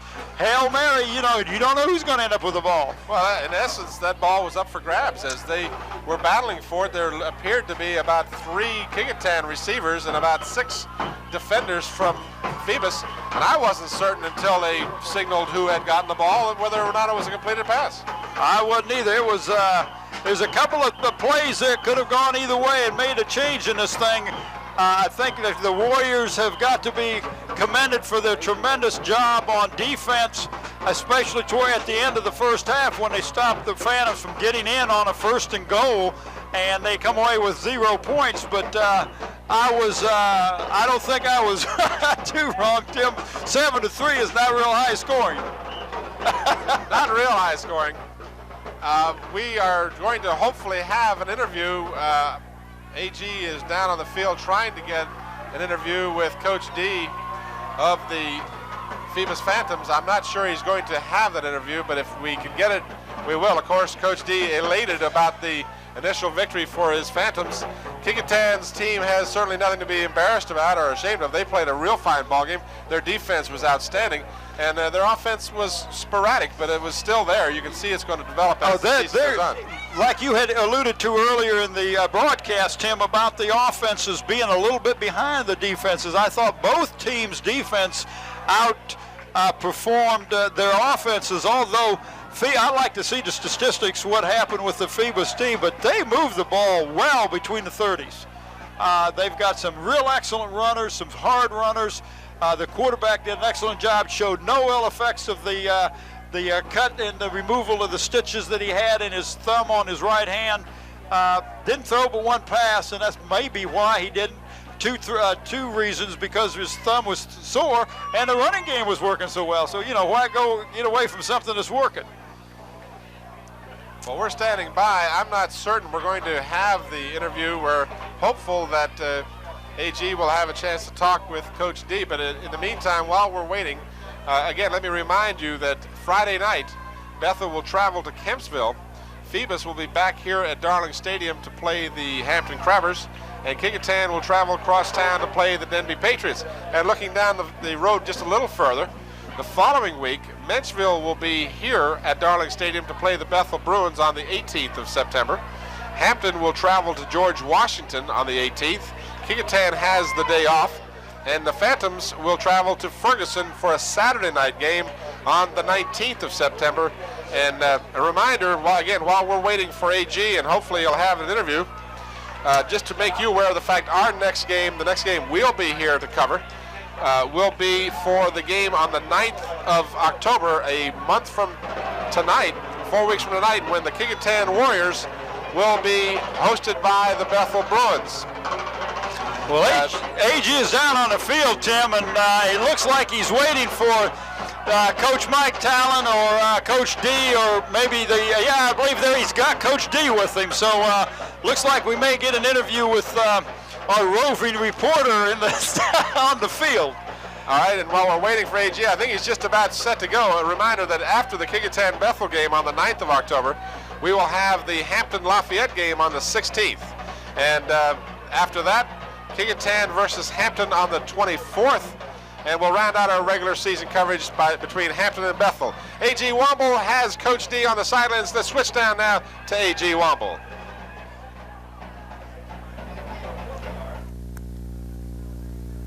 I got Coach Bill D. Bill, you have to be happy with the win. I'll tell you, AG, that was a heck of a football game. Coming away with that one means a lot to us. I got to give Kecoughtan and Coach Newsom, they played a heck of a football game. Could have gone either way. Could have gone either way, right down to the last play of the game. All right, you had to be happy with your defense tonight, Bill. defense came through when we needed them. They moved the ball on us. Williams does a great job running their offense, but we were there when we really had to have it. Bill Brown, the younger brother of Ronnie Brown, you have to be pleased with his effort. Okay, that's not Ronnie. That's David Brown. That's not his brother. But he did a good job. Both our fullbacks. David did a great job. He had that interception at the end of the game, and they got the tough yards when we really needed it. Eric Williams put that ball up in the air on that last play, didn't he? I'm telling you, Eric Williams is a great quarterback. They got a good football team. It could have went either way. All right, who you got over here with us tonight, Coach? I got over Jeff Holloman, our quarterback, David Brown. Can we talk to him real quick here? Come on over, guys. And this is one of the hogs here. We got John. All right, 75, what did he do tonight? He's our center. All right, center. All right, what did he do, Coach? Well, we ran a lot up the middle. I guess he had a lot to do with that. All right, good game. What are your thoughts on this big win? It was a great win, and it was a great joy because, Coach Newsom came from our school and went to Kecoughtan. It was a lot of words exchange and everything. Yeah. And it was a great win, for us and everything. Congratulations to you. Thank you. Jeff, congratulations. Big win for you. Good quarterbacking. Yes, sir. I could do better than him. All right. What was the difference tonight? Well, we was ready for this game a long time, all the way since last year. We was waiting for this game right here. Okay. All right, a little rest break, and then you got a big game next week too, I think. So we got to be ready for them. Okay. Good luck to you. Good game. All right, who's this young man, Coach? This is David Brown. Hey, David. Great game. David's going to clean out the locker room with he did everything. Come on over here just a little bit. David, I don't know how many yards you got tonight. It seemed like over 100, but what were they blocking for you, or what was going on? I was just running through the holes, and that line was doing a great job. I was just running the daylight. Okay, good job, good job.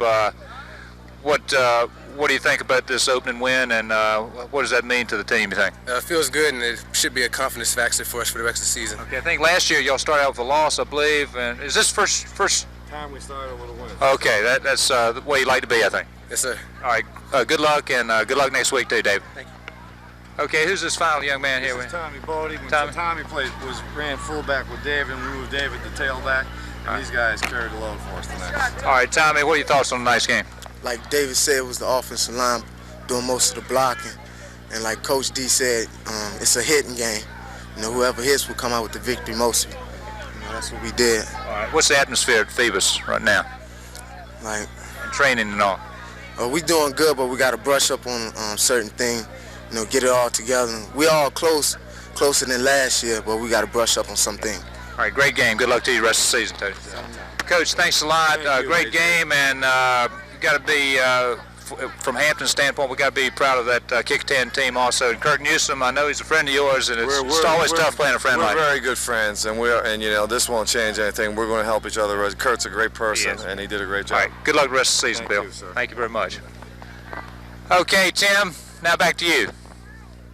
All right, thank you, AG. As we are going to wrap up the game here, the final score, the Phantoms break a 4-game losing streak to the Kecoughtan Warriors. They finally win a game. They lost 9 out of 10, 10 out of 11, and they finally come away with an opening season victory, a hard-fought, well-played 7-3 victory over Kecoughtan Warriors. Final thought, Bob? Oh, the only thing I got to say is, I know that both coaches are very good friends with each other, as Coach D mentioned, but this has got to be a tremendous confidence factor to the Phantoms to start off the season with a win and to beat a team that is supposed to be a good team too. And I'm not saying supposed to be; they are a good team. Kecoughtan is a good team, but Phoebus has kind of let the Peninsula District know we're not just a team that you can chalk up a win. You're going to have to come out and beat us.